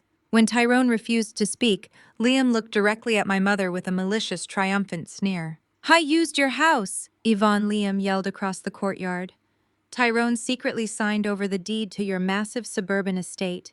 He used your pristine, perfectly decorated home as collateral to secure a high-interest private bridge loan just to temporarily replace the missing capital before the quarterly audit. He mortgaged your entire life to hide his own forgery. And because my startup did not generate the revenue to pay the loan back, that note went into default last week. Yvonne looked as though all the air had been violently sucked from her lungs. Her eyes darted from Liam back to my father. Tyrone, Yvonne whispered, her voice trembling with absolute horror. Tell me he is lying. Tell me you did not mortgage our home. My father simply closed his eyes and hung his head. He could not deny it. The financial records I had securely stored in the cloud would prove every single word of Liam's accusation. Tyrone had literally gambled away the roof over their heads just to preserve his fragile ego and protect his fraudulent son-in-law. You fool, Yvonne shrieked. The realization of her impending poverty completely shattered her mind. She lunged at my father, hitting his chest with her fists. You arrogant, stupid fool. We have nothing left. You lost our home. The federal agents did not wait for the family dispute to resolve. They firmly guided Liam down the rest of the driveway, forcing him into the back of the unmarked vehicle. Chloe was escorted right behind him. My younger sister was sobbing uncontrollably. The mascara she had carefully applied that morning was running down her face in thick, dark streaks. She looked back at me one last time before an agent guided her into the back seat. There was no defiance left in her eyes. There was only the crushing, terrifying realization that her life of luxury and unearned privilege was permanently over. She was going to be booked, fingerprinted, and processed through the federal justice system. The doors of the black vehicles slammed shut in unison. The sound signaled the absolute end of their reign. I stood on the porch of my $22 million estate and watched the convoy of law enforcement vehicles slowly turn around in the expansive courtyard. They drove back down the long, winding driveway, passing through the broken iron gates and disappearing onto the main road. The flashing red and blue lights faded into the distance. The overwhelming noise and chaos of the morning suddenly evaporated, leaving behind a profound, heavy silence. I looked down at the bottom of the porch steps. Yvonne and Tyrone were the only ones left. They were standing alone in the damp gravel. My mother was weeping softly into her hands, completely stripped of her arrogance and her social standing. My father stood paralyzed, staring blankly at the driveway, where his golden child and his reputation had just been hauled away in handcuffs. They had come to this property fully expecting to intimidate me into handing over my entire inheritance. They expected to break my spirit and cast me out with nothing. Instead, they were standing in the cold morning air, slowly realizing the absolute magnitude of their failure. They had not just lost their eldest daughter. They had lost their golden child, their freedom, their home, and absolutely everything they had ever valued. The flashing red and blue lights of the federal convoy completely vanished down the winding tree-lined road, leaving nothing behind but the damp morning mist. The overwhelming chaos that had consumed my front driveway just minutes ago evaporated into a profound, suffocating silence. I stood on the top step of the grand porch, the cold air biting through my tailored blazer, and looked down at the only two people left standing in the gravel. My mother, Yvonne, was weeping. Her meticulously styled hair was ruined by the dampness, and her designer coat hung loosely on her shaking frame. She looked incredibly small. All her life she had derived her power from her volume, her cruelty, and her ability to make me feel entirely worthless. Now, stripped of her golden child and her stolen wealth, she was just a terrified, broken woman shivering in the driveway. My father Tyrone stood beside her, but he offered no comfort. I was completely paralyzed. His eyes locked on the empty road, where his reputation had just been hauled away in handcuffs. The quiet, enabling patriarch had finally met a consequence his silence could not fix. Neither of them looked up at me. They were too consumed by the realization of their own destruction. I did not offer them a jacket.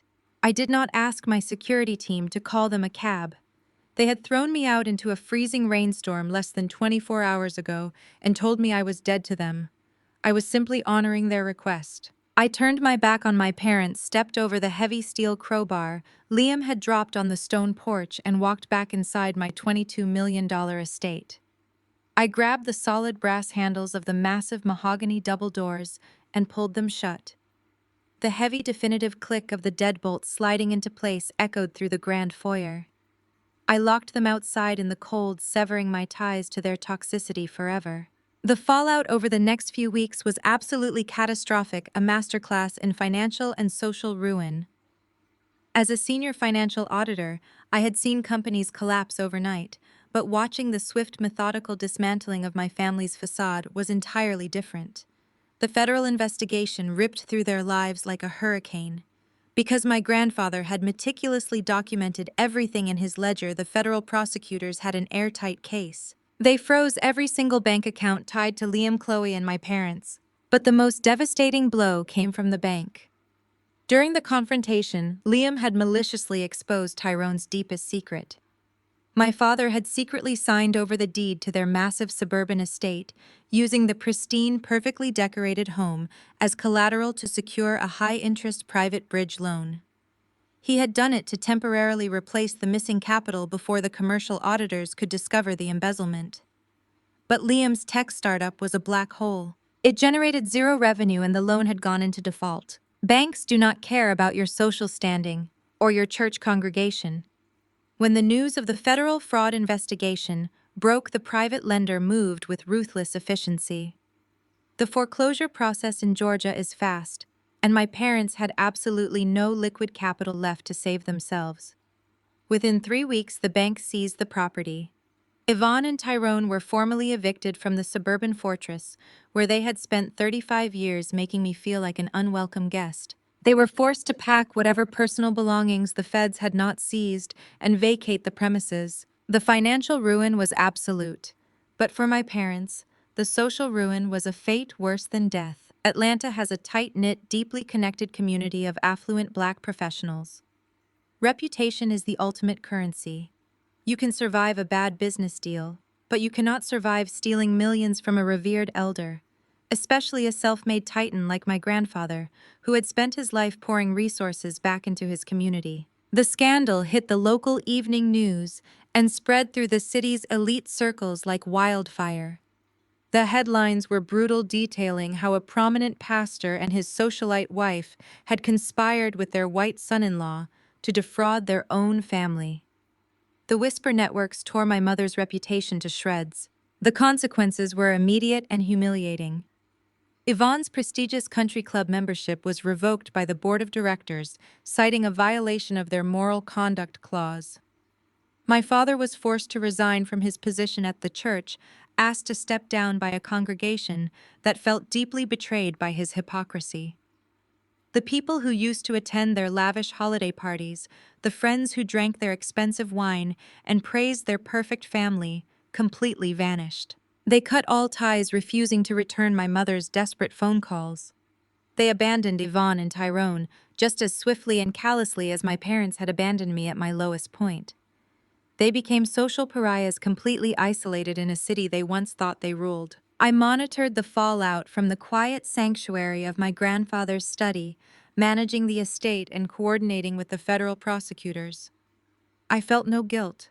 I felt no pity.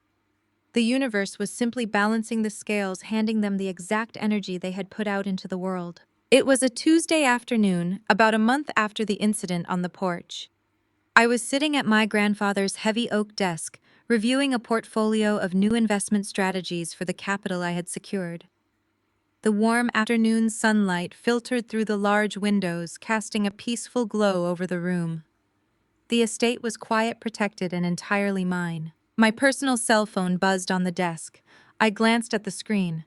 The caller identification showed an unknown local number. I let it go to voicemail, assuming it was another reporter trying to get an exclusive interview about the family scandal. A few minutes later, the voicemail transcription notification popped up on my screen. I pressed play, putting the phone on speaker, as I continued reviewing my financial documents. Kendra, please, it is your mother. Yvonne's voice filled the quiet study. It was completely unrecognizable. The sharp, arrogant, commanding tone she had used my entire life was entirely gone. It had been replaced by a pathetic, reedy, trembling whisper. She sounded exhausted and utterly broken. We have nowhere else to go, Yvonne pleaded, her voice cracking as she sobbed into the receiver. The bank took the house. Your father cannot find work. None of our friends will speak to us. We are staying in a cheap motel off the highway and the money is almost gone. Kendra, I know you are angry, but I am begging you. You have that massive estate. You have all those empty guest houses on the property. Please just let us stay in one of the guest houses until we can get back on our feet. We will stay out of your way, I promise. We are your family. Please, baby, I am so sorry. I sat back in my leather chair and listened to the sound of her weeping.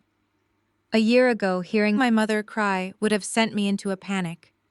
I would have dropped everything to fix her problems, desperate to earn her approval and prove my worth. I would have opened my doors, emptied my wallet, and let her continue to destroy my peace just to feel like I belonged. But that version of Kendra died the night she threw my suitcase into the rain. I looked around the beautiful, secure study my grandfather had left to me. I thought about his legacy, about the hard work and integrity he used to build this empire. He had trusted me to protect it from parasites, and I was going to honor that trust. I reached out and picked up my phone. I did not listen to the rest of her tearful apology. I did not wait for her to finish her desperate bargaining. I simply pressed the delete button. The recording vanished, cutting her sobbing off mid-sentence, erasing her voice from my life completely. I set the phone face down on the desk, picked up my pen, and went right back to work. I had an empire to run, and I had absolutely no space left for ghosts. I did not just delete my mother's pathetic voicemail. I deleted my entire past. Within an hour of setting my phone down on my grandfather's desk, I contacted my telecommunications provider and instructed them to completely wipe my personal and business numbers. I had new lines issued under a corporate privacy screen that made them impossible to trace back to me. I then called Reginald, my attorney, and instructed him to file the most airtight, uncompromising restraining orders the state of Georgia had ever seen against Yvonne, Tyrone, and Chloe. I refused to leave any loophole open for their manipulation. Later that afternoon, I called the lead commander of my private estate security team into the study. I handed him printed high-resolution photographs of my parents and my sister. I made it explicitly clear that if any of those three individuals came within 500 feet of the Buckhead property or any of my commercial buildings in downtown Atlanta, they were to be treated as hostile trespassers. There would be no gentle warnings and no polite escorts off the premises. The police were to be called immediately and charges pressed to the fullest extent of the law. I built a fortress around my peace and locked the gates permanently. I had spent 35 years trying to fit into a family that only valued me when they could exploit me. Now they were locked outside the empire they desperately tried to steal. With the perimeter secured and the toxicity blocked from my life, I turned my full attention to the $22 million fortune sitting in front of me. I was not a woman who simply sat on wealth. I was a senior financial auditor, and I treated my own estate like a hostile corporate acquisition. I spent the next 2 months living and breathing balance sheets, property deeds, and stock portfolios. I combed through every single account my grandfather had acquired over his lifetime, identifying exactly where my father and Liam had attempted to bleed the accounts dry. I ruthlessly cut the dead weight. I liquidated the underperforming commercial assets that my father had mismanaged during his brief, unauthorized stint playing businessman. I fired the prestigious wealth management firm that had turned a blind eye while Liam moved capital into offshore shell companies. I did not just fire them. I reported their gross negligence to the financial regulatory authorities. I then transferred the entire portfolio to a boutique financial institution that specialized in aggressive high-yield growth and absolute discretion. I optimized the tax structures, restructured the corporate holding entities, and consolidated the liquid assets into secure high-interest trusts. I transformed a massive bleeding estate into a fortified revenue-generating fortress. It was exhausting, meticulous work. There were nights I fell asleep at the heavy oak desk surrounded by spreadsheets and highlighters. But every ledger I balanced, and every account I secured, felt like I was honoring the black man who built this legacy from the ground up. While I was restructuring the empire, the federal justice system was busy dismantling my white brother-in-law. The trial was swift and utterly merciless. Liam tried to use his privilege and his silver tongue to charm the federal judge. He attempted to paint himself as an overly ambitious tech entrepreneur who simply made a few administrative errors while trying to launch a groundbreaking application. The judge was not amused in the slightest. The crystal-clear audio recording of Liam's arrogant confession on my front porch, combined with the irrefutable paper trail of forged signatures in my grandfather's ledger, destroyed any chance he had at a defense. The jury deliberated for less than a day. Liam was convicted of multiple counts of wire fraud, grand embezzlement, and forgery across state lines. The judge sentenced him to a decade in federal prison without the possibility of early parole. I did not attend the sentencing hearing. I did not need to see him in handcuffs again. I simply read the transcript Reginald emailed me, took a sip of my morning coffee, and archived the message. Liam was officially a ghost. Chloe fared slightly better in the legal system, but her punishment carried a poetic justice that no prison sentence could ever match. Realizing she was completely cornered by the Keo-signed offshore wire transfers, I handed over to the district attorney. My sister abandoned her entire defense. She threw Liam under the bus and took a plea deal to avoid doing hard time behind bars. The judge showed her a sliver of mercy due to her lack of prior criminal history, but he made sure she did not walk away unscathed. She was slapped with heavy federal probation, massive financial restitution that bankrupted her and 1,000 hours of court-ordered community service. But the true masterpiece of her sentencing was the location of that community service. The former luxury socialite, the woman who used to mock my off-the-rack business suits and flaunt her designer cashmere coats, was ordered to work her 1,000 hours sorting donated clothes at a busy downtown thrift store. I heard through the Atlanta Whisper network that she had to take the public city bus to get there because her luxury vehicles had been immediately repossessed by the bank. She spent her days folding stained denim, tagging clearance items, and dealing with angry customers under harsh fluorescent lighting. She was completely stripped of the unearned wealth she had built her entire personality around. The universe truly has a brilliant sense of humor when you step back and let it do its job.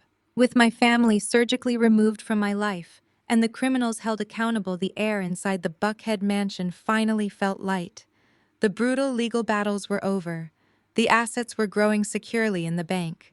My parents were a distant, fading memory living in a cheap motel off the highway. I finally had the mental and emotional space to breathe. It was late on a quiet Friday evening. The rain was gently tapping against the large windows of the study, a soothing sound that completely erased the memory of the storm I had been thrown into months ago. I was sitting at my grandfather's desk, organizing the very last of his physical paperwork into archival storage boxes. I wanted the office to be a clean slate for my own business ventures. I opened the bottom right drawer of the desk to clear out a stack of old yellowed stationery. As I pulled the heavy paper out, my fingers brushed against something wedged tightly into the back panel of the wooden drawer. I paused, reaching my hand further into the dark space. It was a thick, sealed manila envelope that had been carefully taped out of sight, hidden from anyone who might casually glance inside. I peeled the old tape back and pulled the envelope out into the warm light of the brass desk lamp. Written across the front of the envelope in my grandfather's bold and unmistakable handwriting were the words, "For Kendra, the true builder." My breath caught in my throat, I grabbed a silver letter opener and carefully sliced through the sealed flap. I pulled out a thick stack of typed documents and spread them across the leather blotter. It was not a will. It was not a financial ledger or a list of bank accounts. It was a fully drafted, meticulously detailed business plan. I leaned forward and started reading the executive summary on the first page, and my heart immediately began to race against my ribs. My grandfather had not just left me his money to hoard in a bank vault. He had left me a massive, fully funded blueprint for a revolution. The documents spread across the leather blotter were not just random notes or wishful thinking. They were a comprehensive, meticulously researched business blueprint.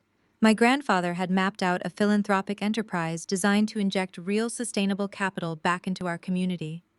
He had the vision, the financial models, and the exact corporate structure already outlined in his neat, deliberate handwriting. He simply ran out of time before he could execute it. As I sat in his heavy oak chair tracing the lines of ink on the aged paper, the final piece of the puzzle snapped into place. I did not just inherit his money. I had inherited his ultimate mandate. The very next morning, I contacted the new boutique wealth management team I had recently hired to protect my assets. I instructed them to carve out exactly $10 million from the restructured liquid portfolios. We were not going to set up a passive feel-good charity that hosted expensive dinners and accomplished absolutely nothing. We were going to build an aggressive, highly targeted venture capital incubator. By the end of the week, I officially filed the incorporation paperwork for the Vivian and Harrison Foundation. The mission of the foundation was fiercely specific and deeply personal. We provided debt-free venture capital grants, rigorous executive mentorship, and comprehensive financial literacy programs exclusively for young, independent African American women starting their own businesses. I had spent my entire life watching my parents bow down to a mediocre white man, allowing him to drain their generational wealth simply because they lacked the backbone and the financial literacy to challenge him. They cared more about proximity to whiteness and protecting their fragile social status than they cared about their own legacy. I refused to let that cycle continue in the next generation. I wanted to ensure that brilliant, driven Black women had the ironclad financial independence they needed to never rely on toxic family dynamics or manipulative partners. I wanted them to know how to read the fine print on a term sheet, how to ruthlessly audit a balance sheet, and how to spot a financial predator from a mile away. True power is not just having money sitting in a bank account. True power is understanding exactly how money moves, how it grows, and knowing how to protect it from parasites who feel entirely entitled to your labor. 6 months of relentless, grueling work followed the initial filing. I hired a board of directors comprised of the sharpest legal and financial minds in Atlanta. We vetted hundreds of applications and selected our first cohort of 20 female founders. These were women building real, viable companies. A green tech logistics firm, a healthcare data platform, a commercial real estate development group. They were the exact opposite of Liam and his fake vaporware startup. To celebrate the official launch of the foundation, I decided to host a massive gala. But I did not rent a generic hotel ballroom or a trendy downtown event space. I hosted it right at the Buckhead estate. I wanted to fundamentally reclaim the energy of my grandparents' home. The massive property which had almost been the site of my ultimate humiliation and physical eviction was completely transformed. The winding gravel driveway where Liam, Chloe, and my parents had parked their aggressive convoy of sport utility vehicles was now lined with luxury sedans and professional valet attendants. The grand mahogany double doors, the same doors Liam had threatened to break down with a steel crowbar, were thrown wide open to welcome genuine, inspiring guests into the warmth of the foyer. The mansion was filled with vibrant, undeniable life. Instead of the pretentious fake social climbing friends my mother used to desperately entertain at her country club dinners, the rooms buzzed with authentic energy. Brilliant entrepreneurs, local civic leaders, and real friends who had supported me long before I inherited $22 million filled the expansive halls. A live jazz band played softly on the back marble terrace, and the rich scent of elevated southern catering mingled with the fresh floral arrangements decorating the entryway. I did not wear a stiff, conservative business suit that night. I wore a stunning custom-tailored emerald green gown that swept gracefully across the imported stone floors. I felt radiant, powerful, and completely unburdened by the ghosts of my past. As the evening reached its peak and the champagne glasses were filled, I stepped up to the acrylic podium that had been set up right in the center of the grand foyer. I was standing on the exact spot where I had opened the door to reveal the federal agents months prior. The crowd quieted immediately as I tapped the microphone. I looked out at the sea of beautiful, ambitious women who were about to permanently change the landscape of Atlanta business. I spoke about my grandparents. I talked about how Vivian and Harrison built their legacy through relentless grit, sharp intellect, and an unwavering commitment to the truth. I spoke about the dangerous trap of entitlement and the absolute necessity of maintaining ruthless financial boundaries to protect your peace. I looked directly at the 20 women in our inaugural cohort and told them that they, not the people who shared my blood, were the true living legacy of this estate. The applause that followed was absolutely deafening. It bounced off the high ceilings and echoed down the long corridors of the mansion. It was not the polite manufactured clapping of a corporate networking event. It was the loud, joyful, ringing sound of a community, recognizing a genuine, tangible shift in power. I smiled, feeling a profound, deep-seated peace settle into my bones. The toxic memory of my parents screaming on the front porch was permanently erased, replaced by the triumph of this moment. I stepped down from the podium, accepting warm hugs, handshakes, and expressions of gratitude as I made my way through the dense crowd. As I navigated toward the back terrace to get a breath of fresh air, my eyes caught a familiar figure standing near the edge of the room. I was holding a glass of sparkling water, watching the celebration unfold with a quiet, knowing smile on his face. It was Reginald. My grandfather's attorney looked remarkably relaxed, a stark contrast to the tense, grim man who had sat at the head of the conference table and read the will all those months ago. I made my way over to him, returning his warm smile. He congratulated me on the spectacular launch of the foundation, telling me that this incubator was exactly what Harrison had envisioned when he first started drafting those early business plans in his study. Then Reginald's expression shifted. The polite conversational smile faded into something much more serious and solemn. He placed his glass of sparkling water on a passing waiter's silver tray and asked if we could step into the hallway for a private moment. We walked away from the lively music and the joyful laughter, stepping into the quiet, dimly lit corridor just outside my grandfather's private study. Reginald reached into the interior breast pocket of his tailored navy suit jacket. He pulled out a thick sealed envelope made of heavy cream-colored parchment paper. He held it out to me, his hand perfectly steady. His voice was hushed and deeply reverent as he explained that my grandfather had given him this exact envelope several months before the fatal car crash. Harrison had left Reginald with one very specific, unbreakable legal instruction regarding the document.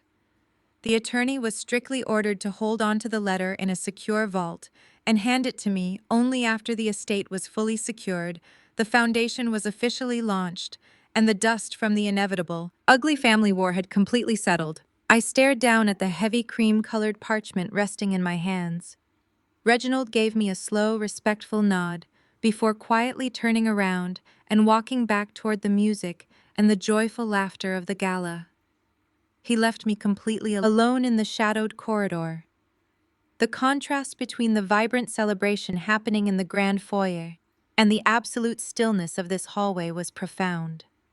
I ran my thumb over the thick wax seal on the back of the envelope. The crimson wax bore the official crest of my grandfather's original investment firm. My heart beat a heavy, steady rhythm against my ribs as I turned away from the noise and walked slowly down the hall. I pushed open the heavy oak door to his private study. The room was dark, except for the moonlight spilling through the large paneled windows, casting long, elegant shadows across the Persian rug. I did not turn on the overhead lights. I simply walked over to the massive mahogany desk, switched on the small brass reading lamp, and sat down in his leather executive chair. I broke the wax seal.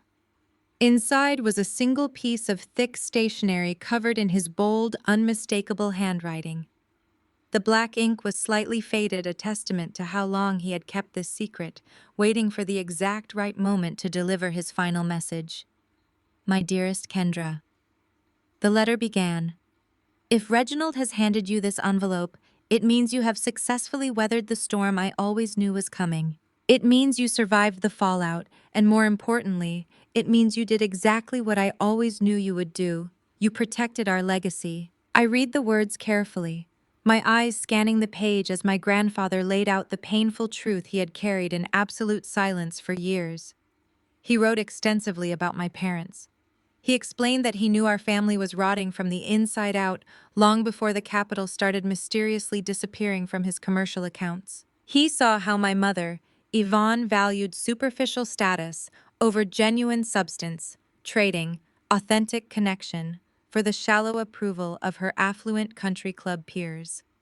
He detailed a specific Thanksgiving dinner 5 years ago, where he watched Yvonne completely ignore my recent promotion to senior financial auditor so she could lavish praise on Chloe for buying a new designer handbag. I saw how my father Tyrone lacked the fundamental backbone to lead a family, preferring to hide behind his wife's loud cruelty rather than stand up for what was right. He knew Chloe was spoiled beyond repair, raised to believe that her mere existence entitled her to the world without ever having to work for a single thing. And he knew exactly what Liam was from the very first day Chloe brought him to the estate.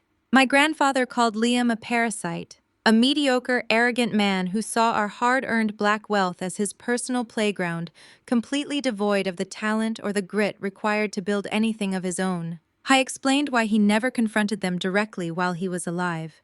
He wrote that confronting them would have only resulted in endless denial and exhausting manipulation. They would have hidden their tracks, played the victims, and found another way to bleed the estate dry the moment he turned his back. He needed a permanent, definitive solution.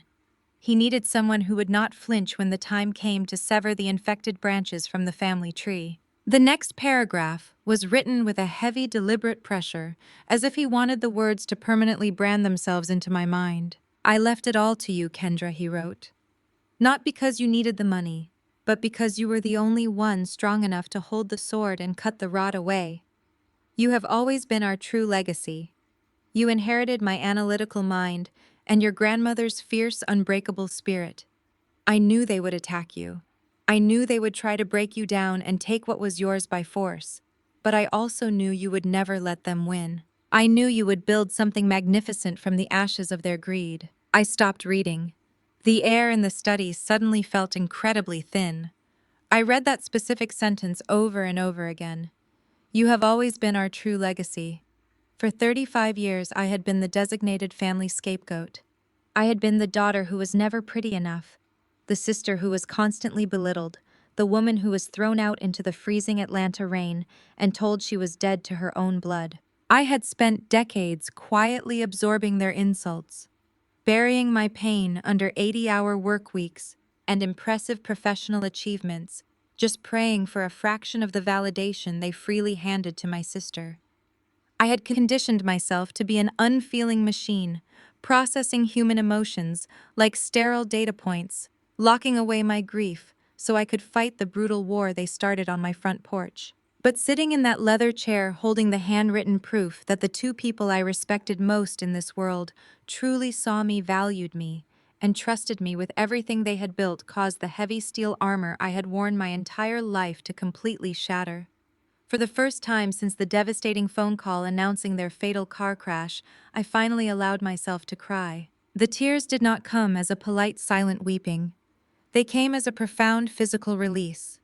My chest heaved and a loud, ragged sob tore through my throat, echoing in the quiet study.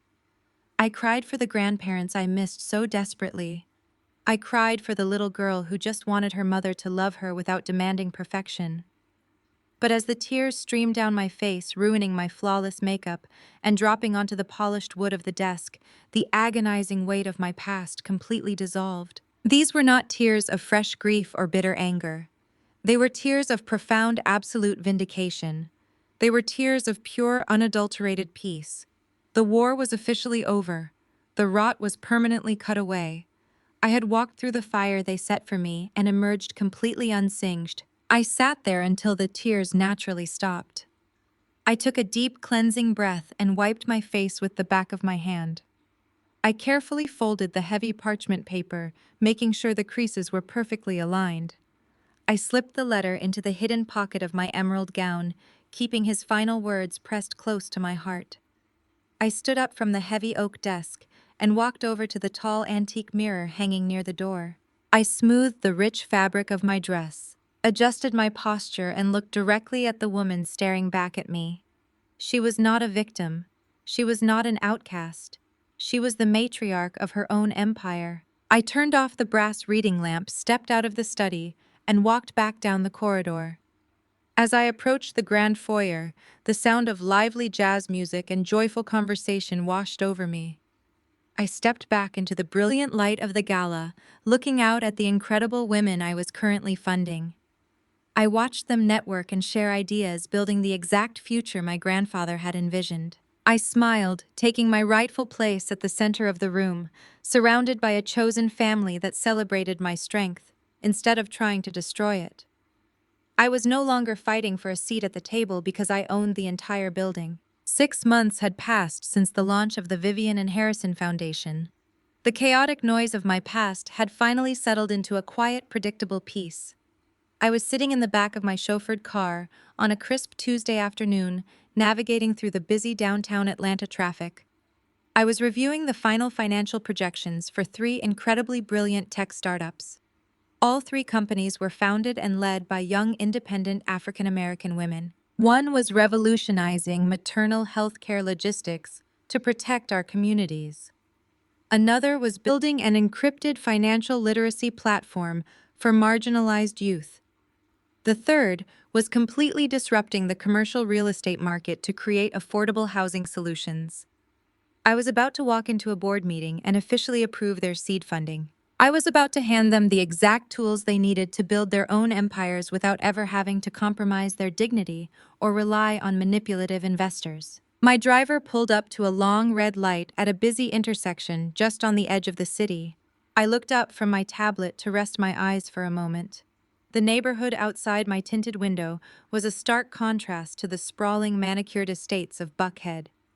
It was a gritty commercial district lined with discount stores and budget supermarkets. People were hurrying along the concrete sidewalks with their heads down against the cold wind.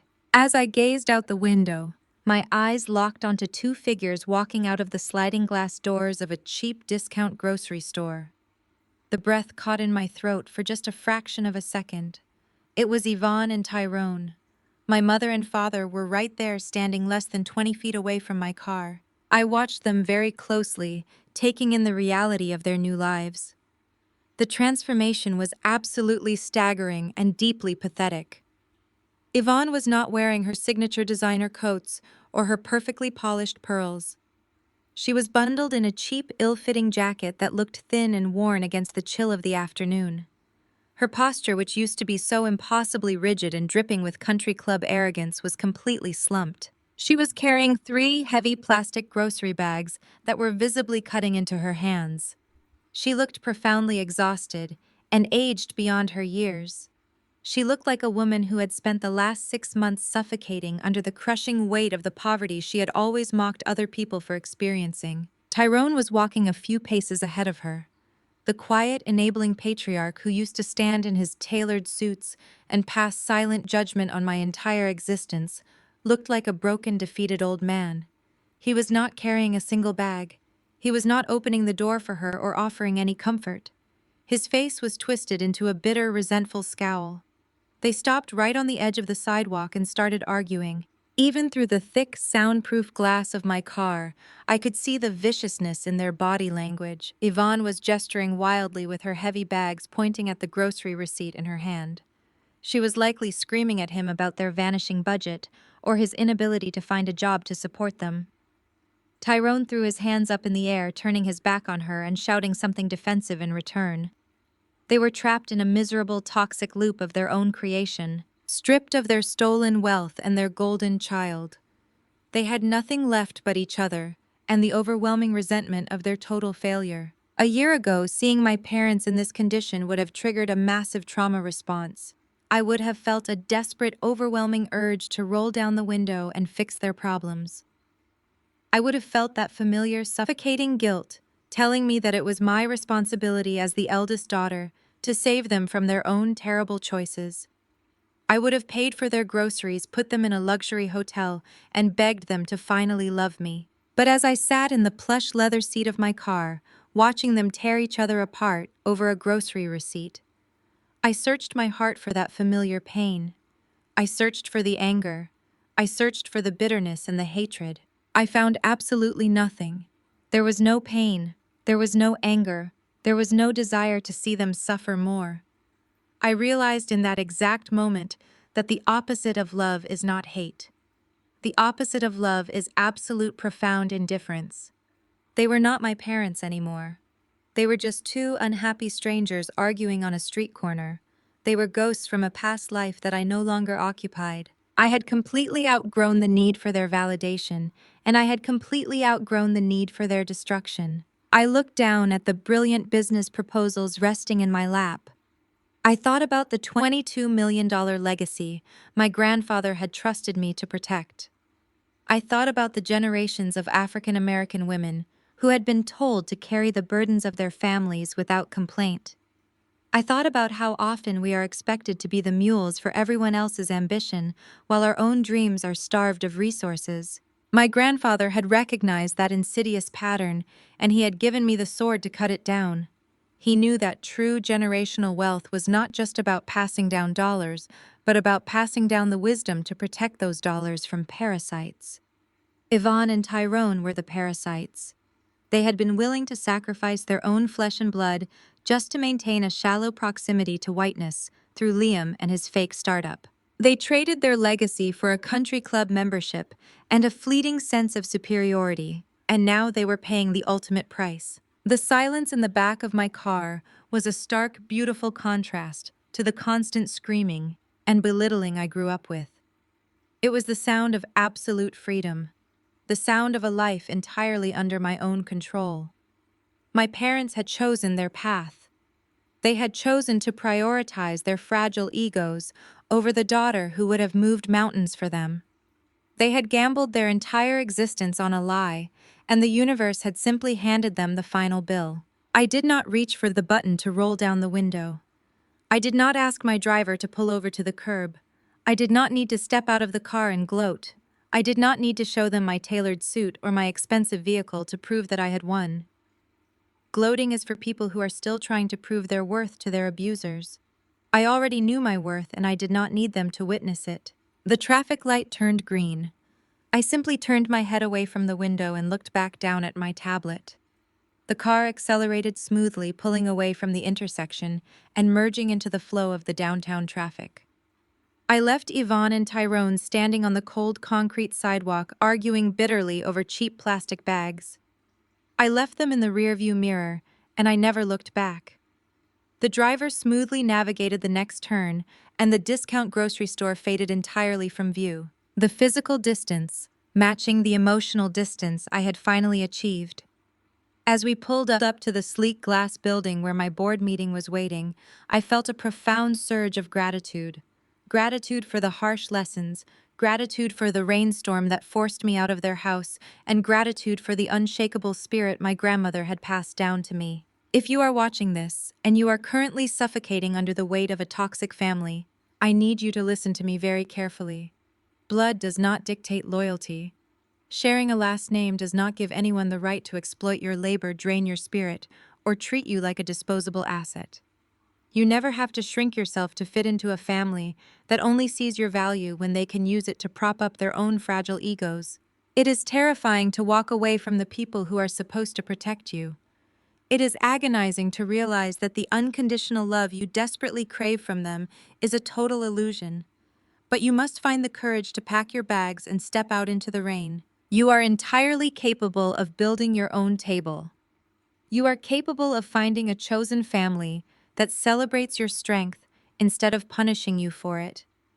The journey will break you down, but it will also rebuild you into something absolutely untouchable. Do not waste your energy plotting their downfall. Do not exhaust yourself trying to convince them of your worth. The absolute sweetest revenge is not destroying them. The sweetest revenge is simply walking away, taking your power back, and watching them destroy themselves while you build a magnificent empire they can never ever touch. For 35 years, I genuinely believed that enduring my family's toxicity was the mandatory price I had to pay for their love. I quietly swallowed their insults and shrank myself to fit into their shadow, desperately hoping that my relentless hard work would eventually earn their respect.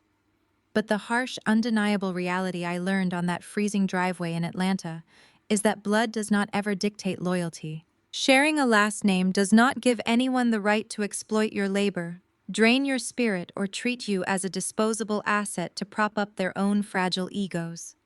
Family should be a sanctuary, not a battleground where your worth is constantly weaponized against you. The most profound lesson I took away from the wreckage of my parents' facade is the absolute necessity of financial and emotional independence. My grandparents did not just leave me a massive fortune, they left me a clear mandate to hold the sword and cut the rod away. I realized that true power is not about destroying those who hurt you. It is about building an unshakable, fortified foundation so their cruelty can no longer reach you. By walking away and using my resources to empower other independent African American women, I learned that the sweetest revenge is never anger or retaliation. The sweetest revenge is absolute profound indifference. When you stop fighting for a seat at a table where you are only valued for what can be extracted from you, you finally gain the strength to build an empire of your own. You must find the courage to step out into the rain, knowing that the journey will break you down, but it will ultimately rebuild you into something completely untouchable. If you have ever had to walk away from toxic relatives to protect your peace and build your own empire, please hit the like button, subscribe, and share your journey in the comments below.